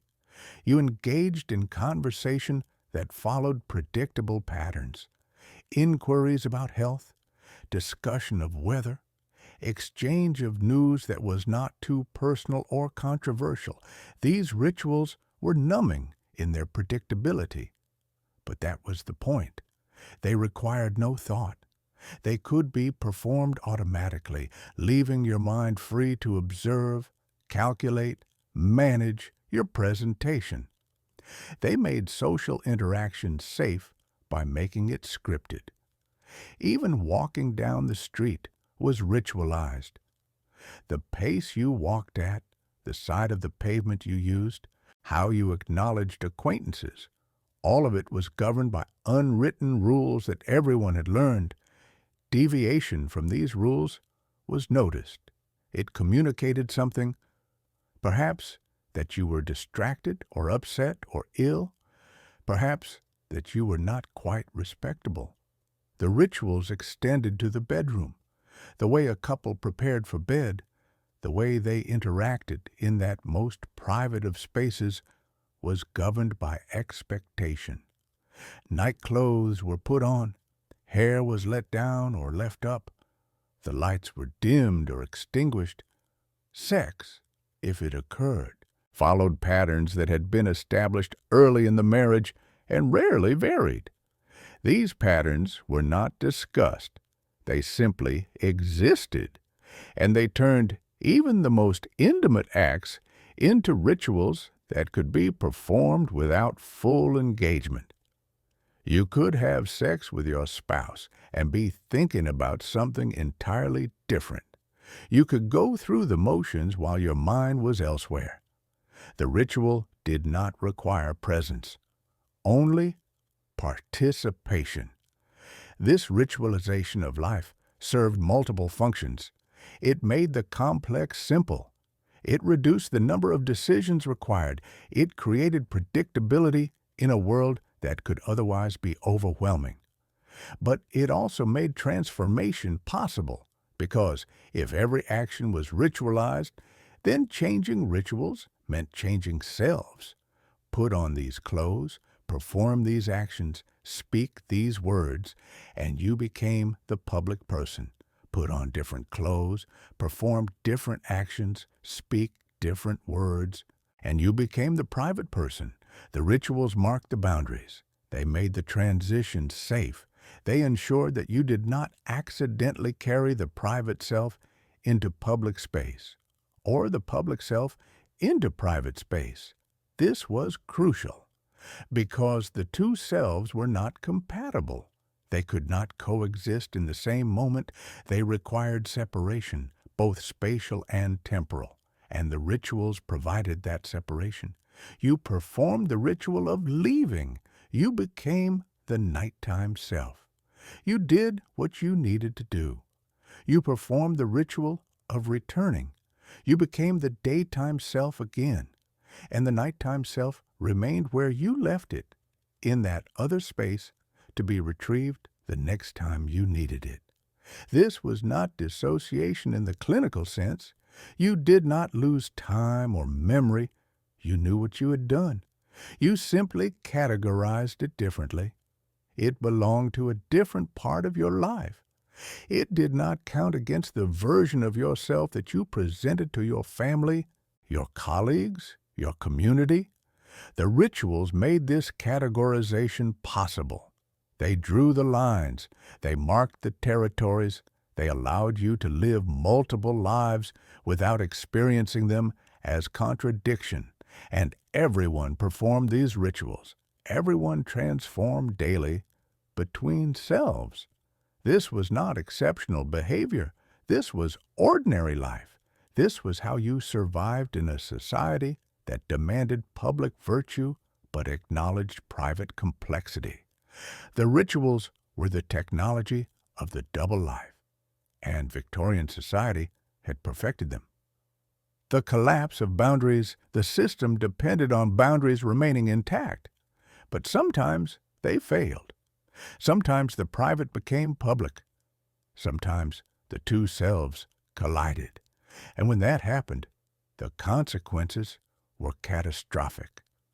The most common cause of boundary collapse was discovery. A letter found, a servant who spoke, a chance encounter in the wrong place at the wrong time. However it happened, the result was the same.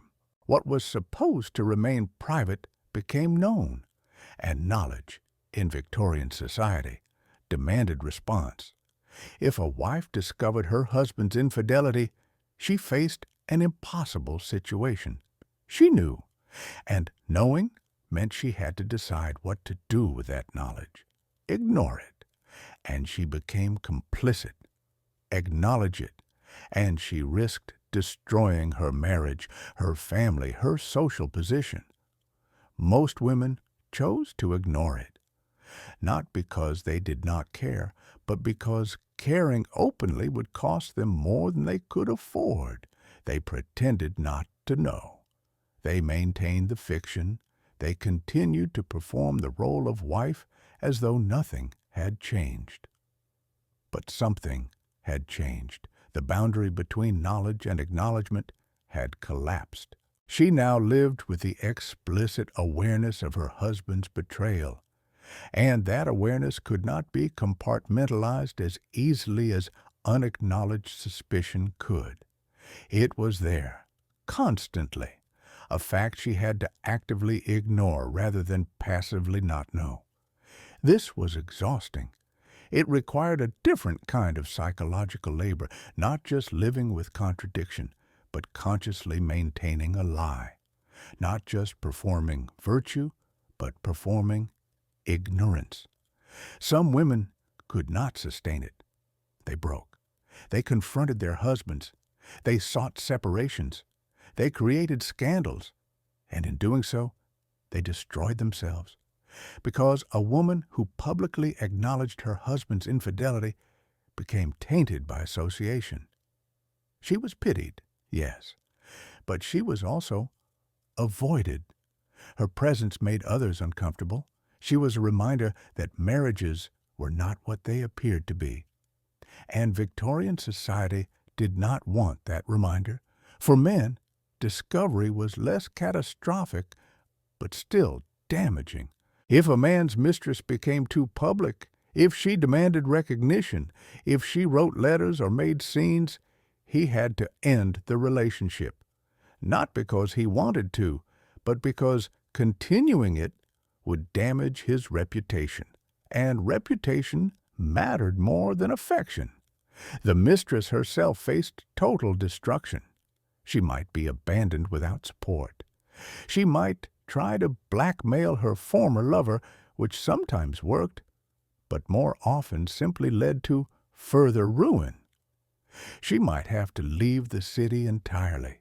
She had no recourse, no protection, no way to make a public claim without destroying what little she had left.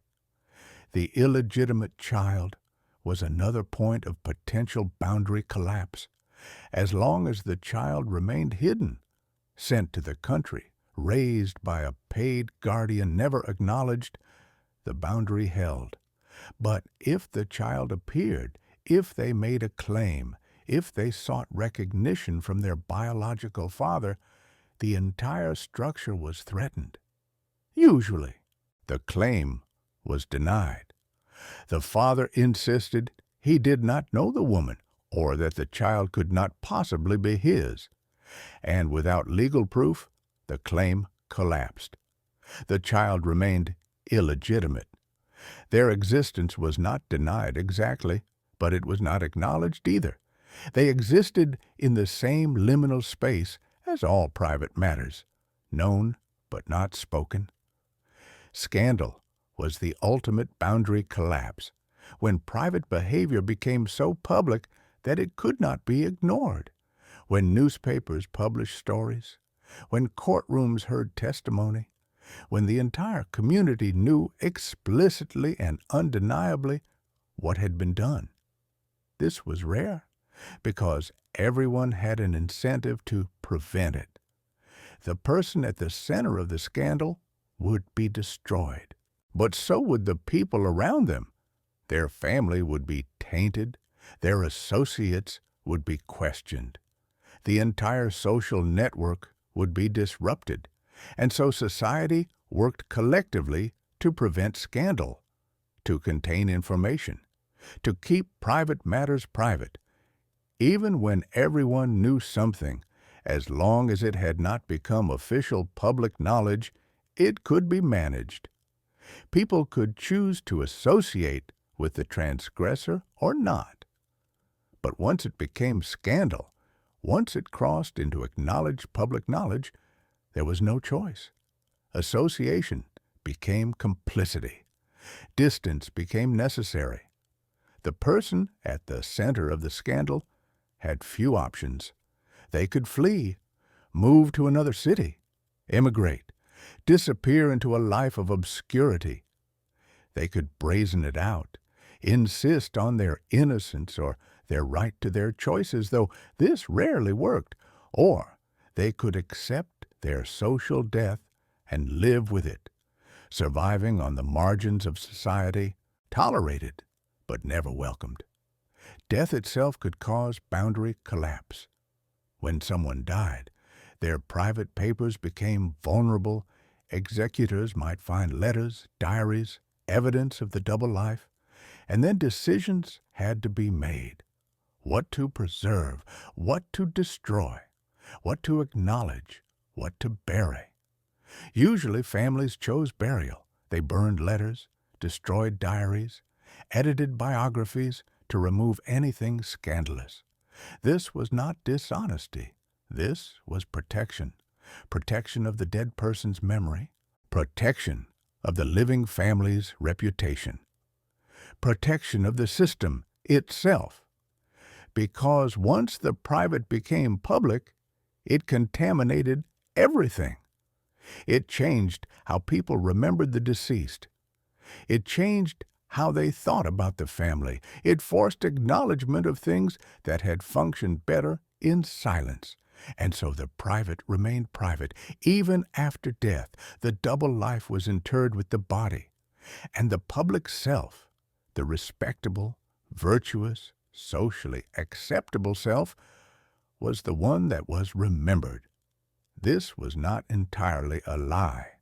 The public self had been real. It had been performed for decades. It had shaped the person's life, their relationships, their impact on the world. It deserved to be remembered, but it was incomplete. And everyone who knew the deceased understood this. They knew there had been another life, another self. But they agreed, collectively, not to speak of it, to let it remain buried. This agreement was not always easy to maintain. Sometimes people wanted to tell the truth, to honor the full complexity of the deceased, to acknowledge that they had been more than their public performance. But telling that truth would violate the boundary. It would bring the private into the public. It would acknowledge what was meant to remain unacknowledged. And so most people stayed silent. The boundary held even after death. The division between public and private persisted into memory. And the system continued uninterrupted. But there were cracks. There were moments when the boundary failed, when the two selves touched, when the private could not be contained. And in those moments, people caught a glimpse of the truth that Victorian society was built on. Not virtue, not honesty, but separation. The careful, deliberate, essential separation between what was shown and what was lived. And that glimpse, brief as it was, revealed the entire architecture, the rituals, the silences, the compartmentalization, the collective agreement not to know what everyone knew. It revealed that the system was artificial, that it could collapse, that it was held together not by strength but by consensus, by everyone agreeing constantly and simultaneously to maintain the fiction. And this was frightening, because if the fiction could collapse for one person, it could collapse for anyone. If boundaries could fail, if private lives could become public, if the two selves could merge, then no one was safe. And so people reinforced the boundaries. They rebuilt them, strengthened them, defended them more vigorously than before. They punished those whose boundaries had failed, not out of moral judgment, but out of fear. Fear that the collapse would spread, that the entire system would fail. The boundaries had to hold. The separation had to be maintained, because without it, Victorian society could not function, and so they held, most of the time, almost always, with rare and terrifying exceptions. And life continued, public virtue and private desire existing in parallel, never quite touching, never quite apart. The architecture endures. Victorian society did not collapse under the weight of its contradictions. It thrived because of them. The double life was not a flaw in the system. It was the system. It was how a society organized around reputation rather than truth could function. How it could demand impossible standards of virtue while accommodating human complexity. How it could maintain social order without requiring actual conformity. The separation between public and private was not hypocrisy. It was sophistication.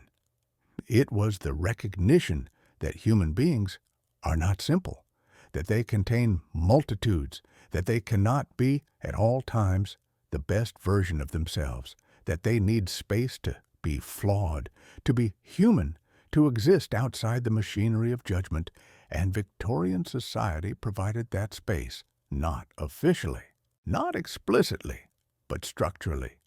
Through the architecture of its houses, the rhythms of its days, the rules of its social interactions. Through everything that remained unspoken, the system worked because everyone participated, everyone maintained their own boundaries, everyone protected their own double life, and in doing so, everyone protected everyone else's. This was not a conspiracy, it was a collective understanding, an implicit agreement that made life navigable, that allowed people to be simultaneously respectable and complex, public and private, virtuous and human. The alternative, a society where everything was transparent, where all private behavior was subject to public judgment, where there was no separation between the two selves. That society seemed, to the Victorians, totalitarian, oppressive, unlivable. Privacy was not a luxury, it was a necessity, and privacy required boundaries, clear, defended, collectively maintained boundaries between what could be acknowledged and what could only be known. The modern observer looks back at Victorian society and sees only the hypocrisy, the gap between professed values and actual behavior, the elaborate machinery of deception that allowed people to violate every principle they claimed to hold dear. But this is to misunderstand what was happening. The Victorians were not deceiving themselves. They were managing themselves. They were navigating a social system that made impossible demands, and they were doing so with remarkable sophistication. They understood that virtue was not the absence of vice. It was the performance of respectability, and they performed it brilliantly, consistently, for their entire lives. They understood that honesty was not always possible, that sometimes silence was kinder, safer, more socially productive than truth, that what you did not say was as important as what you said. They understood that human beings needed different versions of themselves for different contexts. A self for the drawing room, a self for the bedroom, a self for the street, a self for the locked room late at night, and that these selves did not need to be integrated to be functional. This was not pathological. This was adaptive. This was the psychological architecture that allowed people to survive in a society that was, by any measure, demanding and constraining. And it worked. For decades, for generations, the system reproduced itself. Children learned from parents how to maintain boundaries, how to perform in public, how to protect privacy, how to live with contradiction without being consumed by it. The system only began to fail when the boundaries themselves came under attack, when new ideas about honesty, authenticity, and psychological integration began to circulate, when people started to believe that the gap between public and private was not sustainable, that it was damaging, that it needed to be closed. But closing that gap did not make people more honest. It did not make them happier. It simply changed which contradictions they had to manage. Because human beings are still contradictory, still complex, still incapable of being at all times a single, coherent self. The Victorians understood this. They built a system around it, and that system, for all its flaws, allowed them to function. And they built a world that reflected these acceptances, a world where you could be exemplary by day and yourself by night, where the two did not need to conflict because they did not need to touch. The public self existed to be seen. It was the self that participated in society, that maintained reputation, that protected family, that allowed you to function. The private self existed to be lived. It was the self that had desires, flaws, complexity, the self that needed escape, release, the temporary suspension of judgment, and as long as the boundary between them remained intact, both selves could flourish. This was the Victorian compromise, and it was not weakness. It was wisdom, because the moment the boundary collapsed, the moment the two selves touched, everything failed. Reputation was destroyed. Families fractured. Society withdrew. The boundary was not optional. It was essential. It was the foundation upon which everything else was built. And the Victorians knew this. They lived it. They defended it. They passed it on to their children, not as hypocrisy, as survival, not as deception, as structure, not as failure, as function. The system worked. It worked for them. It allowed them to navigate an impossible world with grace, dignity, and a kind of ruthless practicality. And when we judge them, when we look back with contempt at their contradictions, we might remember that they were not ignorant of those contradictions. They simply understood something we have forgotten. That the line between public and private is not a lie, it is a necessity. That the gap between who we appear to be and who we are is not hypocrisy, it is humanity. That the double life is not an aberration, it is the condition of social existence. They lived it, they perfected it, they built an entire civilization on it, and it endured, not in spite of the contradictions, because of them. The inheritance of silence. The most profound aspect of the Victorian double life was not how it was lived, but how it was transmitted. From parent to child, from generation to generation, the skills of separation were passed down with the same care as property, reputation, or family name. This transmission was never explicit. No parent sat a child down and explained the mechanics of duplicity. No one outlined the rules of boundary maintenance. The education happened obliquely, through observation, through correction, through the thousand small moments when a child learned what could be said and what could only be known. A child noticed when conversation stopped as they entered a room. They learned that certain topics belonged only to adults. That certain doors were closed for reasons that were never explained. That certain questions, when asked, produced silence rather than answers. And from this, they learned the shape of privacy. They learned that there were territories of knowledge they were not permitted to enter. Not yet. Perhaps not ever. They learned that adults had lives that existed beyond what children could observe, lives that were hinted at, but never revealed. A daughter watched her mother's face, learned to read the distinction between the smile that was genuine and the smile that was performed, learned that these two expressions served different purposes. One was for feeling, one was for display. Both were necessary. Both were real in their way. She learned this without being taught. She simply absorbed it, the way she absorbed language. By the time she was an adult, she could produce both smiles reflexively, could switch between them without conscious thought, could smile at someone she despised and have that smile be indistinguishable to the observer from affection. This was not cruelty. This was competence. This was the basic skill of social navigation, and it began in childhood. A son watched his father leave the house in the evenings, noticed that his mother did not ask where his father was going, learned from this silence that there were places men went that were not discussed, that masculinity included territories that were private, unaccountable, separate from domestic life.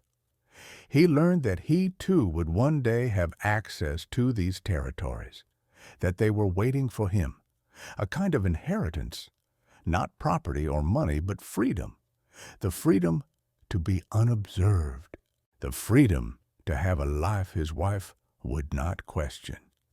He learned this without resentment, without judgment. It was simply how the world worked. Men had public lives and private lives, and the two operated according to different rules. This was normal. This was expected. This was what it meant to be a man.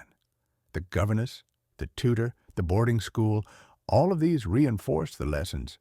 Children were taught explicitly how to behave in public, how to sit, stand, speak, eat, how to control their faces and bodies, how to perform the version of themselves that was acceptable. But they were also taught implicitly that this performance was not the entirety of their existence, that there was an interior self that remained private, that they were entitled to thoughts that were never spoken, to feelings that were never displayed, to a version of themselves that existed only in solitude. This interior self was not encouraged exactly, but it was tolerated, understood, expected even, because the adults knew that the public performance was exhausting, that children, like everyone else, needed space to be something other than what they appeared to be. Adolescence intensified these lessons.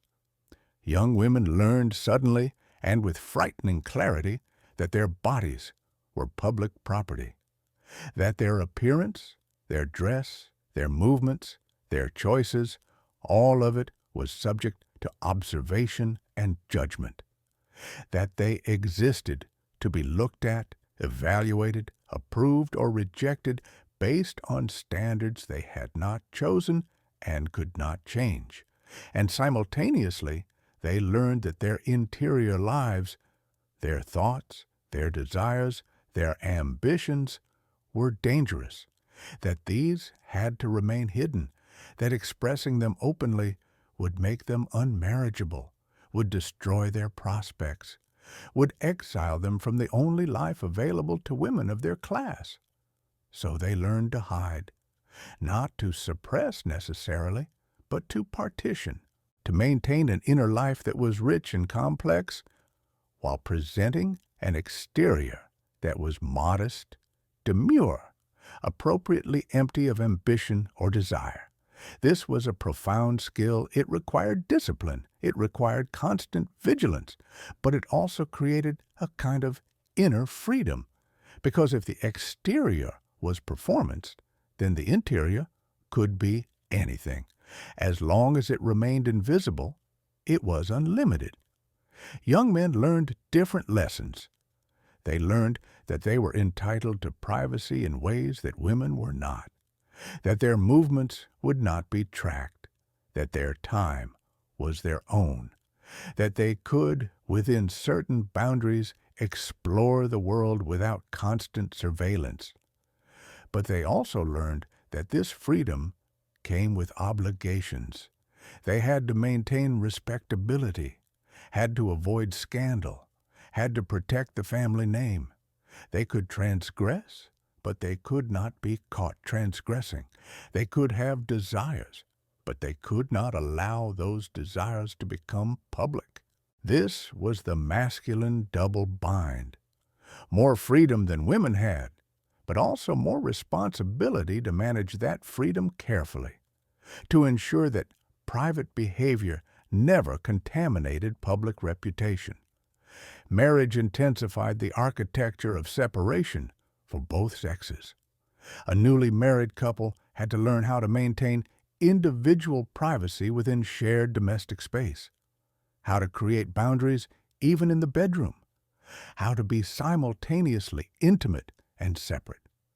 Often, this meant physical separation, separate dressing rooms, separate beds eventually, separate routines that allowed each person time alone, time unobserved, time to be the version of themselves that could not exist in the presence of the other. This was not cold, this was not loveless. It was simply realistic. It was the recognition that no one, not even a spouse, could be present at all times, that everyone needed solitude, that intimacy required boundaries to be sustainable, and the children of this marriage would learn these patterns, would internalize them, would reproduce them in their own marriages. The cycle continued. The skills passed down. The architecture endured. Servants complicated this transmission because children also learned from servants. And servants, occupying an ambiguous position between family and outsider, provided a different model of behavior. Servants saw everything. They entered bedrooms, handled personal items, overheard conversations. They knew the private lives of their employers in ways that no one else did. And yet they were expected to be invisible, to know without acknowledging knowledge, to see without remembering.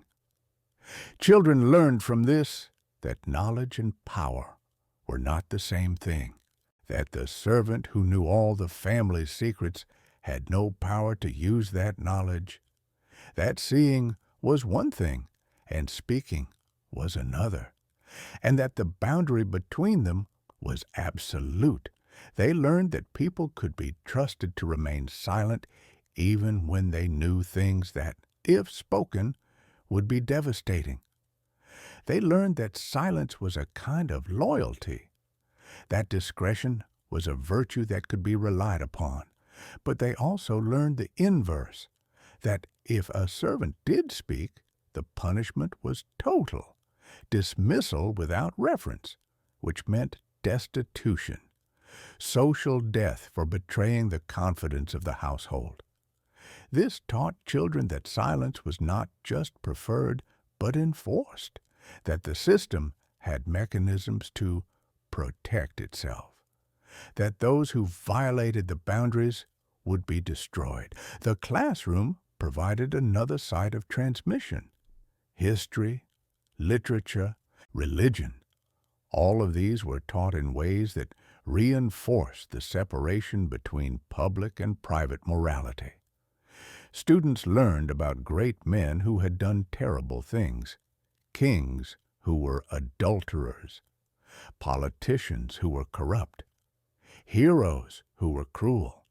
And they learned that these contradictions did not invalidate the men's public achievements, that private vice and public virtue could coexist, that this was simply the nature of human beings. Literature was particularly instructive.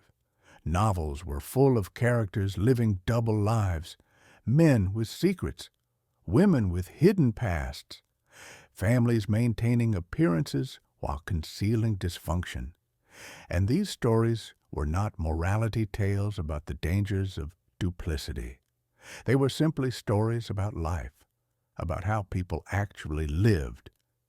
Students learned from these stories that the double life was normal, that it was the condition of existence in a complex society, that managing contradictions was not a sign of moral failure, but of maturity. Religion provided the final layer of justification. The doctrine of original sin taught that all human beings were inherently flawed, that perfection was impossible, that everyone, no matter how virtuous they appeared, was internally compromised. This doctrine was useful. It meant that you did not have to be perfect.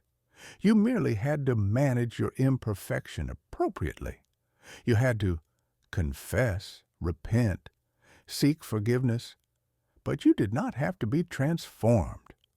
You could continue as you were, flawed and contradictory, as long as you went through the proper rituals of acknowledgement. And these rituals, crucially, were private. Confession was between you and God, or you and a priest, not between you and society. Your sins could be acknowledged in this limited, controlled context without becoming public knowledge, without contaminating your reputation. This allowed people to maintain both public virtue and private transgression without experiencing unbearable guilt. The guilt could be managed through religious ritual. It did not have to lead to change. It simply had to be processed, contained, and then set aside. Children absorbed all of this, the architecture of separation, the mechanisms of boundary maintenance, the rituals of transformation, the tolerance for contradiction. They learned it from parents, teachers, servants, literature, religion. They learned it from the physical structure of the houses they lived in, from the rhythms of the days they inhabited, from every aspect of the world they were born into. By the time they reached adulthood, these lessons were so deeply internalized that they seemed natural, inevitable, the only possible way to live. The idea that one might try to integrate the public and private selves, that one might seek consistency between appearance and reality, this seemed not virtuous, but naive, childish, a failure to understand how the world actually worked. And so the pattern reproduced itself. Generation after generation, the double life not as aberration, but as inheritance, as the fundamental structure through which respectable people navigated social existence. This continuity was Victorian society's greatest achievement, not the buildings it constructed or the empire it administered, but the psychological architecture it transmitted, the system that allowed human complexity to coexist with social order. That allowed people to be flawed without being destroyed. That allowed contradiction without collapse. It endured because it was taught, carefully, systematically, invisibly. It endured because children learned not just how to behave, but how to be, how to partition themselves, how to maintain boundaries, how to perform and protect and preserve the separation that made everything else possible. The inheritance was not money or land. It was silence. It was the knowledge of what must not be said, and it was passed down with absolute reliability from those who knew to those who needed to know. And the system built on this inheritance remained stable, remained functional, remained in its own way humane, because it acknowledged what more honest systems could not, that human beings are contradictory, that they cannot be reduced to a single coherent self, that they need privacy not because they are shameful, but because they are complex. The Victorians understood this. They taught it to their children, and their children taught it to theirs. The architecture of separation was not built in a single generation. It was refined over centuries, perfected through practice, transmitted through the quiet, patient work of showing children how to live with contradiction. And it worked. It worked so well that most people never even questioned it. They simply lived within it, moved through it, reproduced it in their own lives and families.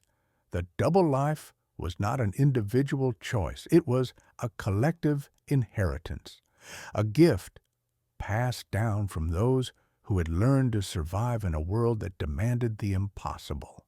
And they survived, not by being honest, not by being consistent, but by being skillful, by learning to separate, by teaching their children to separate, by ensuring that the boundary between public and private remained intact, generation after generation.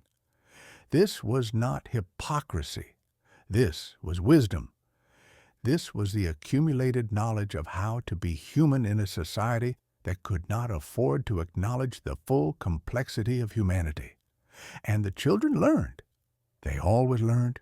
They could not help but learn, because the lessons were everywhere, in every closed door, in every unasked question, in every performance their parents gave, every ritual they enacted, every silence they maintained. The inheritance was total, and it endured. Moments of strain. The system did not fail. It simply exhausted people. This exhaustion was not dramatic. It did not announce itself.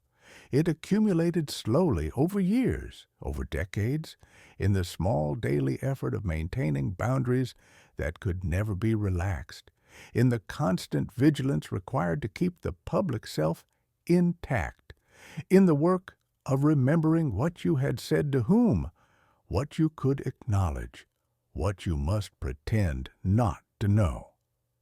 By middle age, many Victorians were tired in ways they could not name. Not physically tired, though often that too, but tired in some deeper sense. Tired of performing, tired of partitioning, tired of the gap between what they felt and what they could express, tired of being multiple people simultaneously. This fatigue manifested in the body. The epidemic of nervous disorders that swept through Victorian England was not merely medical. It was structural. It was what happened when the psychological architecture of separation became too heavy to bear without consequence. Women, particularly, broke under this weight. Neurasthenia, hysteria, nervous exhaustion, these diagnoses proliferated in the latter half of the 19th century. Doctors prescribed rest cures, change of air, removal from domestic duties. But they rarely identified the actual cause, which was not overwork, but overpartition. A woman who had spent 30 years maintaining the performance of virtue while managing an interior life of resentment, desire, ambition, grief, a woman who had never once allowed these two selves to touch, who had kept them rigidly separate through sheer force of will, this woman eventually collapsed. Not morally, not socially, physically. Her body simply refused to continue. The rest cure provided a strange kind of relief. It removed her from the contexts that required performance. In the bedroom, alone, exempted from social obligations, she could stop performing. She could simply exist. This was presented as medical treatment, but it was also the only socially acceptable way for a woman to stop being what everyone needed her to be. Men experienced this fatigue differently. They drank. They worked obsessively. They retreated into clubs, into hobbies, into the minutiae of professional life. They became increasingly distant from their families, not because they did not love them, but because being present required performance. And the performance had become exhausting. Some men simply disappeared into their private lives. The husband who was never home, The father who was physically present but emotionally absent. He had not abandoned his family, he was simply conserving energy. The effort of being the public version of himself had consumed everything he had. There was nothing left for genuine intimacy. This was understood, but not discussed. The absent husband was criticized, resented, accommodated. But rarely was the fundamental problem identified, that maintaining two separate selves required resources that finite human beings did not infinitely possess. The exhaustion was also intellectual, the mental effort of compartmentalization, of keeping different categories of knowledge separate, of remembering what you were supposed to know and what you were supposed to not know. This effort compounded over time. By late middle age, many people found themselves uncertain about what they actually believed. They had performed virtue so consistently that they could no longer distinguish between genuine conviction and habitual performance. They had maintained silences so carefully that they were no longer sure whether the things they did not speak about were things they truly did not think about, or simply things they had trained themselves not to acknowledge. This uncertainty was destabilizing. It meant that the self they presented to the world might not be a performance at all, but also was not quite authentic. It existed in some ambiguous territory between genuine belief and maintained fiction. And this ambiguity was uncomfortable in ways that clear duplicity was not. Clear duplicity, at least, provided certainty. You knew you were lying. You knew the public self was performance and the private self was real. But when the boundary between them began to blur, when the performance had been maintained so long that it had its own kind of reality, you no longer knew which self to trust. Some people responded to this uncertainty by becoming more rigid, more insistent on propriety, more judgmental of others' transgressions. This was not hypocrisy exactly, it was defensiveness, an attempt to reinforce boundaries that were beginning to weaken, to shore up the system by policing it more strictly. But rigidity required energy too, and energy was precisely what people no longer had. So the rigidity itself became another source of exhaustion, another performance that had to be maintained, another weight. The emotional cost was perhaps the most profound. Decades of separating feeling from expression created a kind of emotional thinning. People became less able to feel deeply because feeling deeply was dangerous. It threatened the boundaries. It risked leaking into inappropriate contexts. So they learned to feel less, to moderate emotion before it could become overwhelming, to keep everything at a manageable level. This was not sociopathy. It was adaptation. But it meant that joy became muted along with grief, that love became careful along with anger, that the entire emotional life became dimmer, quieter, more controlled. And this control, which had once been protective, eventually became limiting. People looked back at their youth and wondered when they had stopped feeling things intensely, when the world had become so carefully managed that nothing in it could truly move them anymore. Some recognized this thinning and mourned it. Others did not notice. They had adapted so completely to the requirements of separation that they no longer remembered what integration felt like. They had become the performance, and the performance was all that remained. Marriages suffered under this accumulated fatigue. Couples who had maintained polite distance for decades found that distance had become permanent. They could no longer reach each other even when they tried. The boundaries that had protected their privacy had also prevented intimacy, and dismantling those boundaries after 30 years of maintenance was nearly impossible. So they continued, politely, civilly, sharing a household but not a life. This was common enough that it had ceased to be remarkable. The emotionally distant marriage was not scandal. It was simply how marriages became over time, the price of stability, the cost of respectability. Children absorbed this emotional thinness. They grew up in households where feelings were never discussed, rarely displayed, carefully controlled at all times. They learned that emotion was dangerous, that it had to be managed, that letting yourself feel too much was a kind of weakness. And they reproduced this in their own lives, became thin themselves, passed that thinness on to their children. The exhaustion accumulated across generations, each one starting with slightly less emotional capacity than the one before. This was sustainable, barely, as long as the entire society operated according to the same principles. As long as everyone was equally exhausted, equally controlled, equally thin.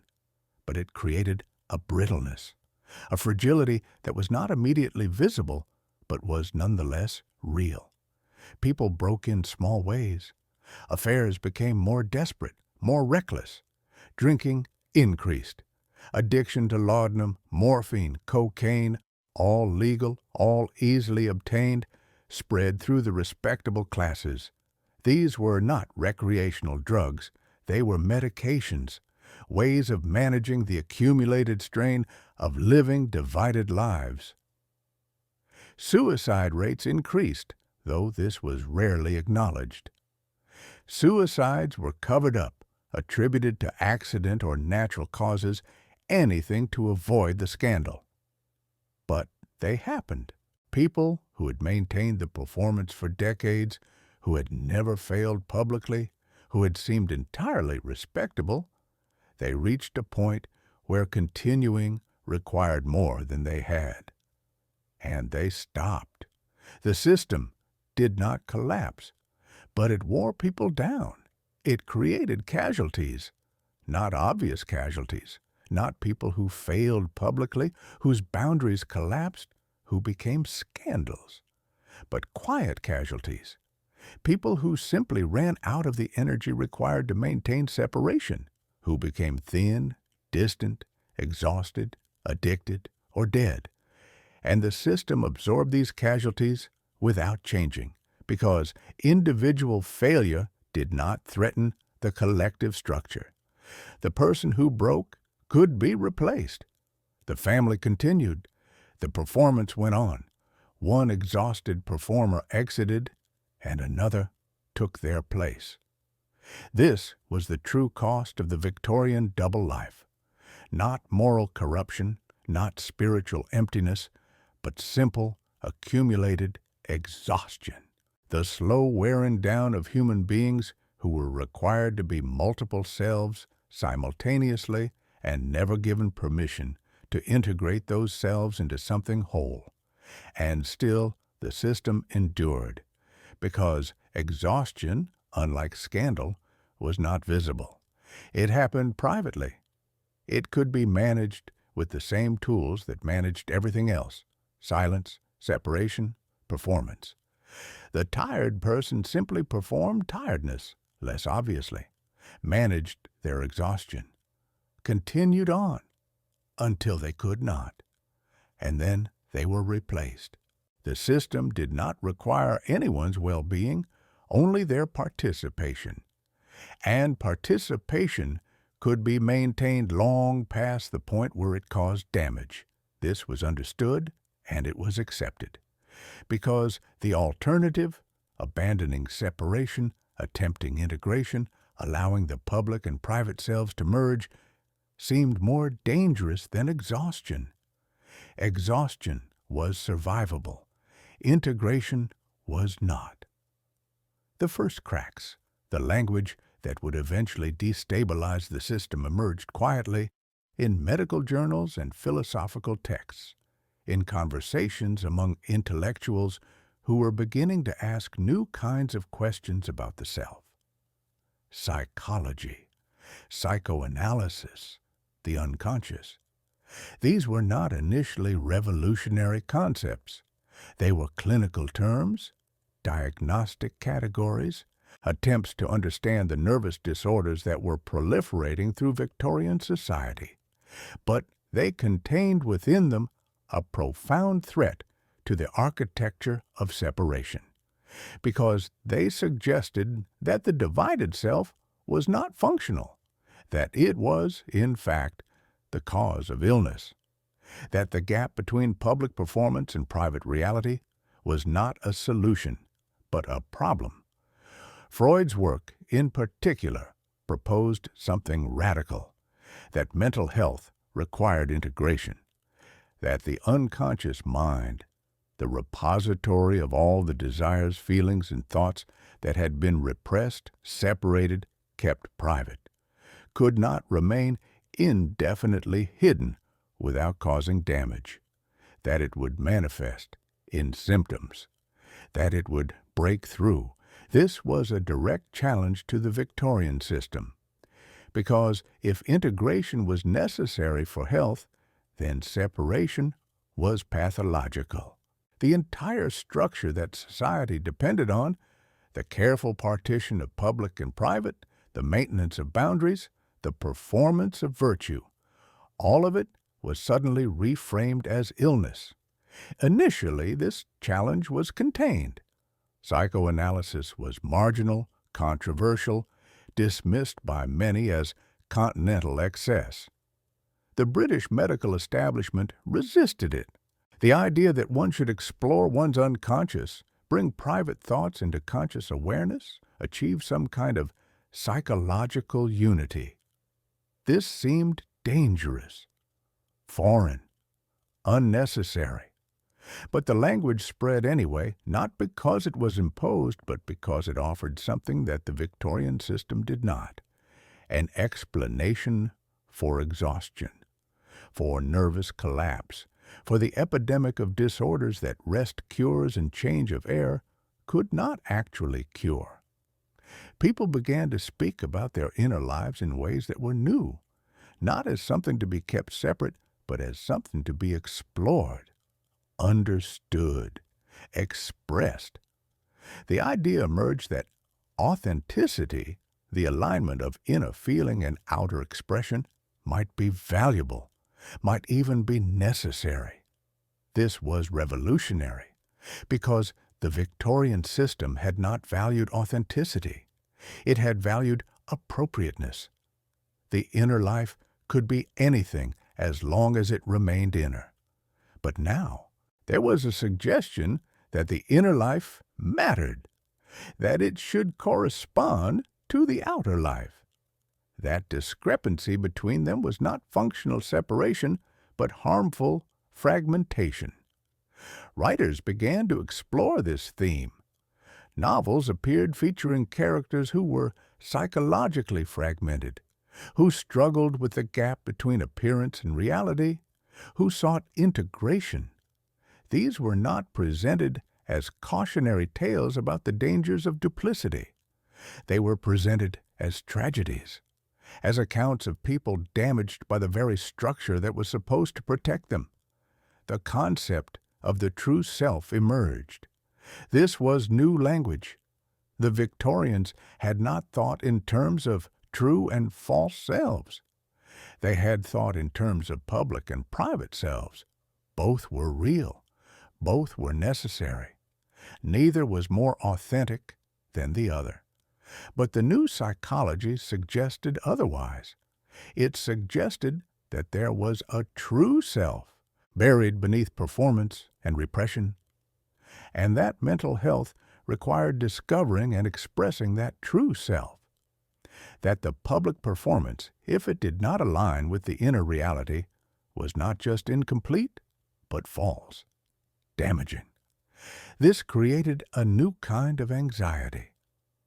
People who had lived comfortably with separation for decades suddenly wondered whether they were damaged by it. whether the exhaustion they felt was not just the cost of maintaining boundaries, but evidence that those boundaries were themselves harmful. Some people began to seek integration, tentatively, carefully.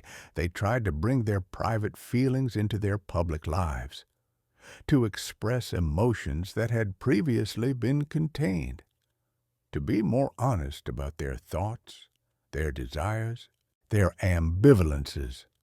This was difficult. Decades of training in separation could not be undone easily.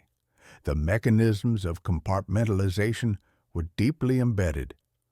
Trying to dismantle them felt dangerous, destabilizing, like removing a structural support from a building that might collapse without it. And often, attempts at integration did cause collapse, not of the individual, but of their social position, because Victorian society had not changed. It still punished the failure to maintain boundaries. It still required the performance of virtue. It still destroyed those who made their private lives public. So people who attempted integration often found themselves isolated. Their honesty was not rewarded. It was punished. They lost friends, lost social standing, found that the promise of psychological health through authenticity was not sufficient compensation for the loss of everything else. This created a painful paradox. The new psychology suggested that separation caused illness, but society still required separation. So you could choose health and lose your place in the world, or you could maintain your place in the world and remain ill. Most people chose the latter. They continued to maintain separation, but now they did so with awareness that it might be damaging them. This awareness was its own burden. It meant they could no longer live within the system with the unself-conscious ease that their parents had. They knew what they were doing.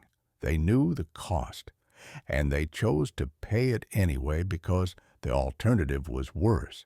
But this knowledge changed something fundamental.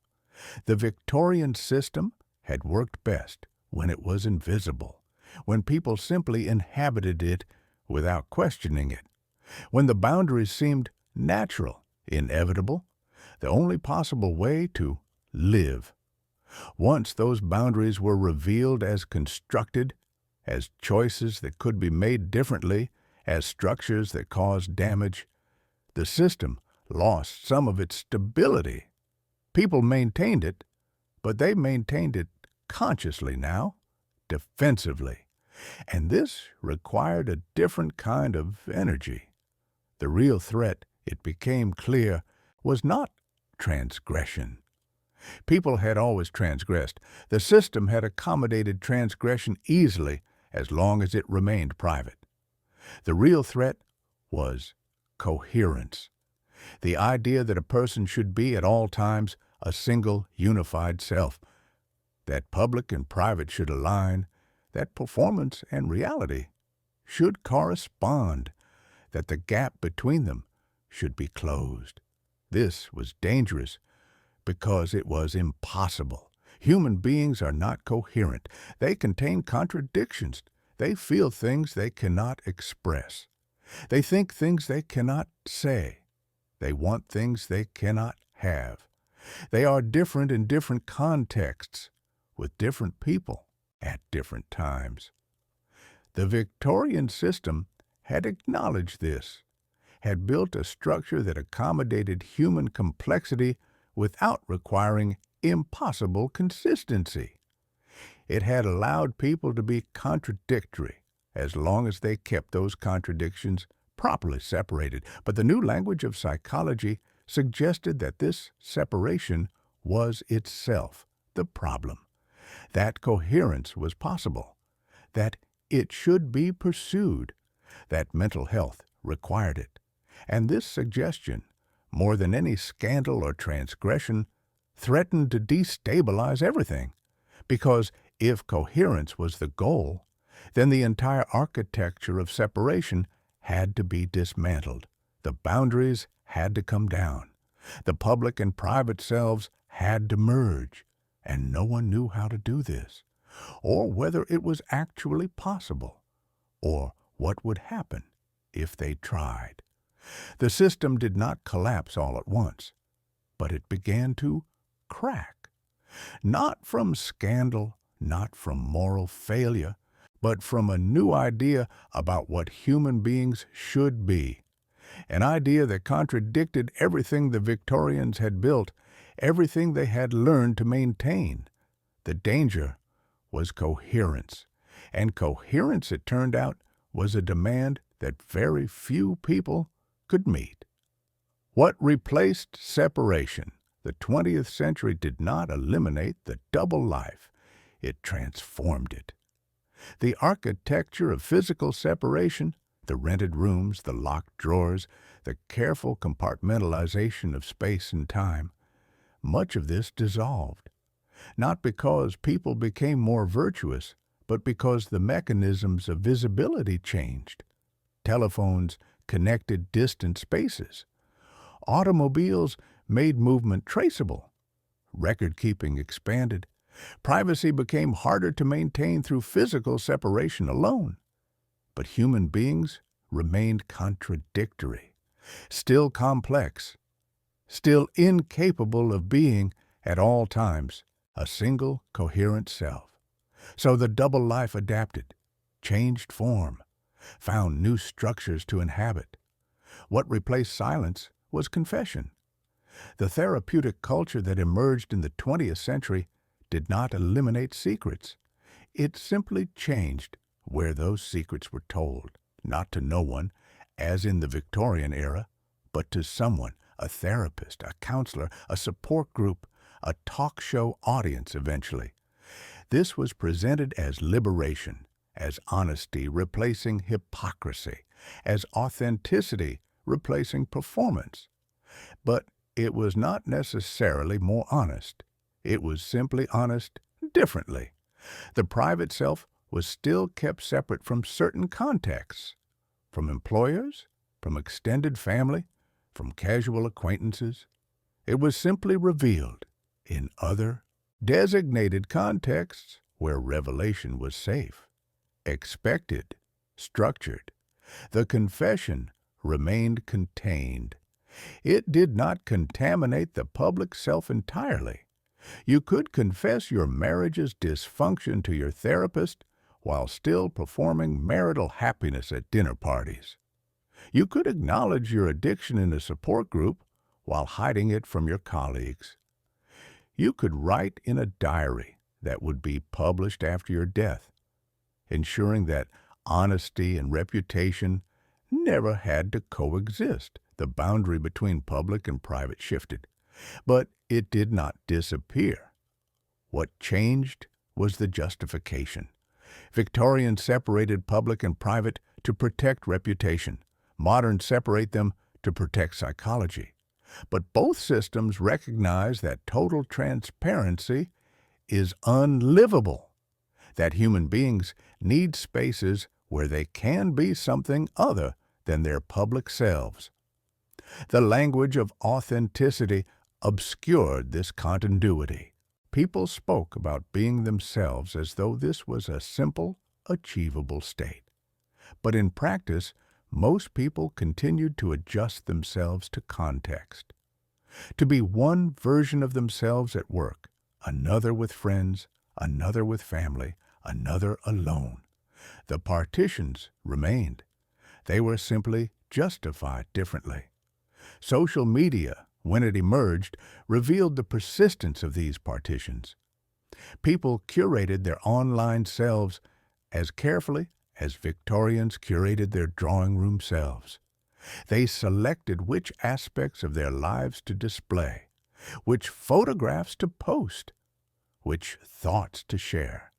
They performed authenticity the way Victorians performed virtue, carefully, strategically, with an awareness of how they would be perceived. The performance became more complex in some ways because it had to appear not to be performance. The modern self was supposed to be spontaneous, genuine, unfiltered. So the performance now included performing spontaneity, performing genuineness, carefully constructing an appearance of not caring about appearances. This required different skills than Victorian separation, but no less effort. Perhaps more. Because at least the Victorians could acknowledge privately that they were performing. The modern person often had to convince themselves that their performance was authentic, that the curated self they presented online, or in social settings, or even in therapy, was actually their true self. Exposure became its own form of privacy. People shared enormous amounts of personal information, their locations, their activities, their relationships, their thoughts. But this sharing was curated, controlled. The things that were truly private, truly vulnerable, truly secret, these remained hidden. But they were hidden among so much visible information that their absence was not noticed. The Victorian hid everything and revealed nothing. The modern reveals much and hides strategically. But both are hiding. Both maintain boundaries between what can be shared and what must remain private. Both recognize that total transparency would be destructive. What disappeared was not duplicity, but the collective agreement to maintain certain silences. Victorian society agreed that some things would not be discussed. Modern society has no such agreement. Everything can potentially be discussed. Everything can potentially become public. This creates different anxieties. The Victorian feared discovery. The modern fears exposure. Both are managing the gap between public and private. Both are trying to control what others know about them. The therapeutic culture promised that integration would bring freedom. That once you understood your unconscious, brought your private thoughts into awareness, achieved coherence between inner and outer self, you would be whole, happy, functional. But integration proved as exhausting as separation had been, perhaps more so, because it required constant self-examination, constant interrogation of your own motivations, feelings, reactions. It required you to be transparent to yourself in ways that were psychologically demanding. And even when achieved, integration did not eliminate contradiction. You could be entirely aware of all your contradictory desires and still have them. Awareness did not resolve them. It just made you more conscious of living with irresolution. The modern person, in many ways, is more fragmented than the Victorian, not because they have more contradictions, but because they are more aware of them. They cannot separate different aspects of themselves as easily, cannot compartmentalize as efficiently, so they experience their own complexity more acutely, more painfully. The Victorians lived with contradiction by separating it. The moderns live with contradiction by acknowledging it. Neither approach eliminates the contradiction. They simply manage it differently.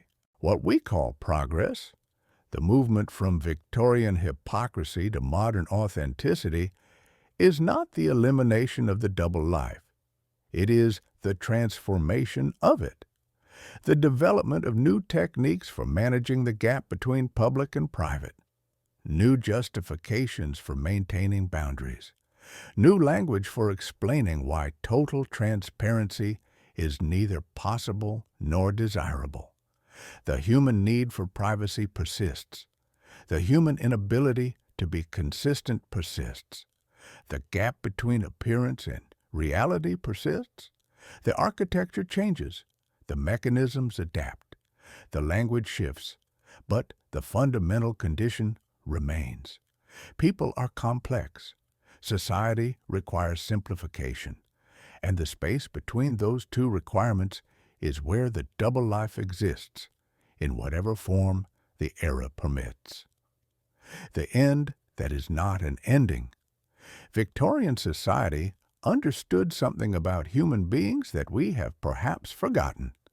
That coherence is not natural, that consistency is not achievable, that the demand to be, at all times, exactly who you appear to be is a demand that no one can meet. Their solution was separation, public and private, day and night, the self that was shown and the self that was lived. This was not dishonesty, it was accommodation, an acknowledgement that people contain more than any single public presentation can hold. We judge them for this now. We look back at their elaborate machinery of silence, their careful partitions, their tolerance for contradiction, and we call it hypocrisy. We believe we have transcended it. We believe that we are more honest, more integrated, more authentic, but we have simply moved the boundaries. We still separate. We still partition. We still maintain versions of ourselves that are context-dependent, carefully curated, strategically revealed or concealed. We have not eliminated the double life. We have renamed it. The Victorian system failed eventually, but not because it was discovered to be hypocritical. It failed because the energy required to maintain it became unsustainable, because the exhaustion accumulated, because the costs became visible even as they remained private. But the system that replaced it has its own costs, its own exhaustions, its own mechanisms of separation that we do not yet recognize as such because we are still inside them. The question is not whether human beings live double lives. They do. They always have. They almost certainly always will. The question is how those double lives are structured, what mechanisms support them, what costs they exact, what benefits they provide. The Victorian answer was separation, clear, defended, collectively maintained boundaries between public and private. This allowed people to be complex without being destroyed by that complexity. It allowed them to transgress privately while maintaining public virtue. It allowed contradiction to exist without requiring resolution. This worked for a time. It worked for generations. It provided stability, predictability, a framework within which people could navigate social existence without being required to achieve impossible consistency. And then it stopped working, or rather, it continued working, but the cost became too high, the exhaustion too great, the fragmentation too complete. But what replaced it has not solved the problem. It has only transformed it, given it new language, new mechanisms, new justifications. We are not more honest than the Victorians. We are honest differently. We confess different things in different contexts to different audiences. We maintain different boundaries. We perform different versions of authenticity. But we are still performing, still separating, still living with the gap between who we are and who we appear to be. Perhaps this is simply the condition of social existence.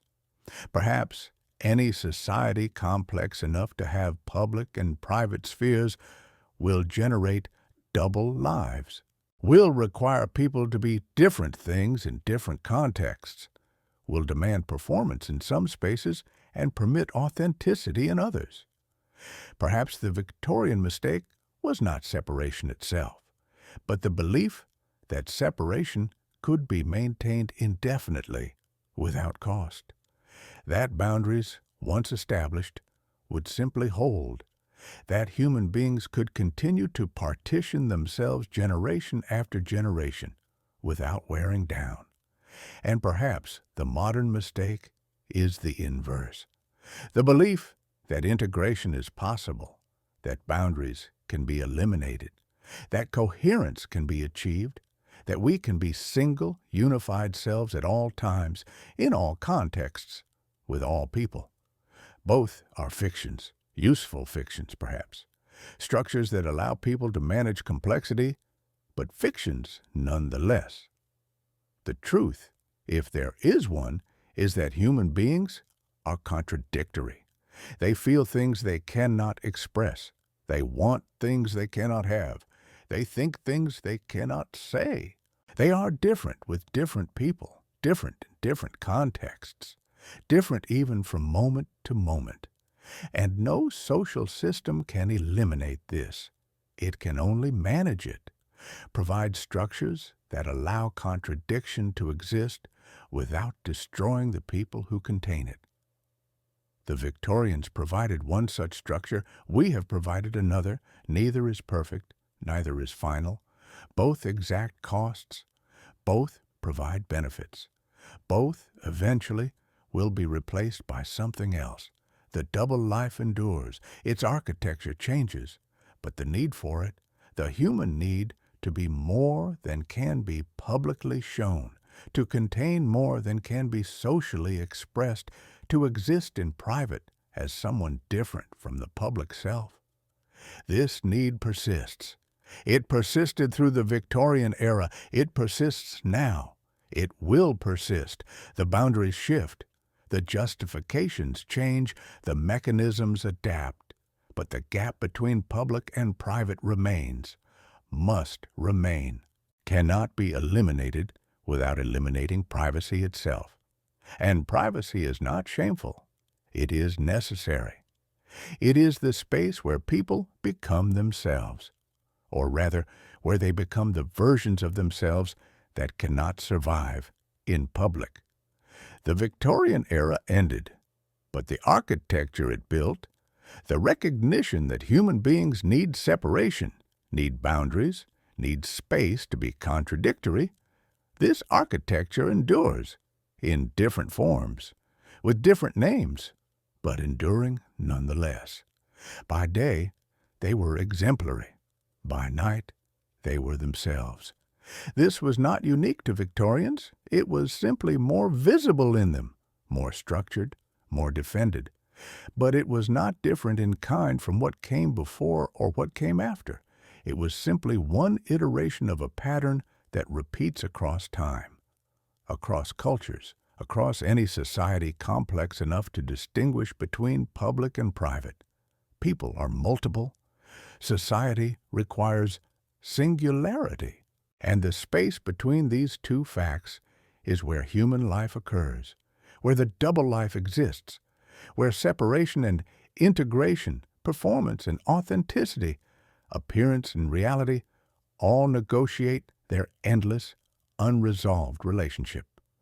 The Victorian system did not solve this, neither has ours. Perhaps it cannot be solved.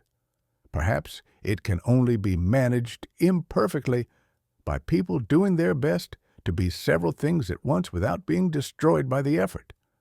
The system functioned until it did not. And what replaced it now functions until it will not.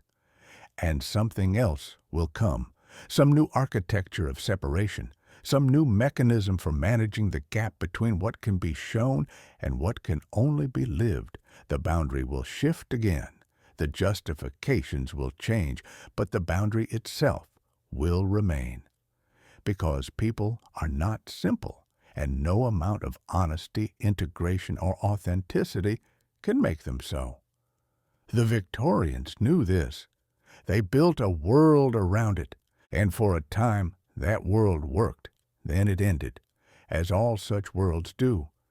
But the knowledge persists, quiet, unspoken, waiting to be rediscovered each time we believe again that we have finally transcended it. We have not. We will not. We are still living in the gap, still maintaining the separation, still performing one version of ourselves while protecting another. The architecture endures. It must. It always has.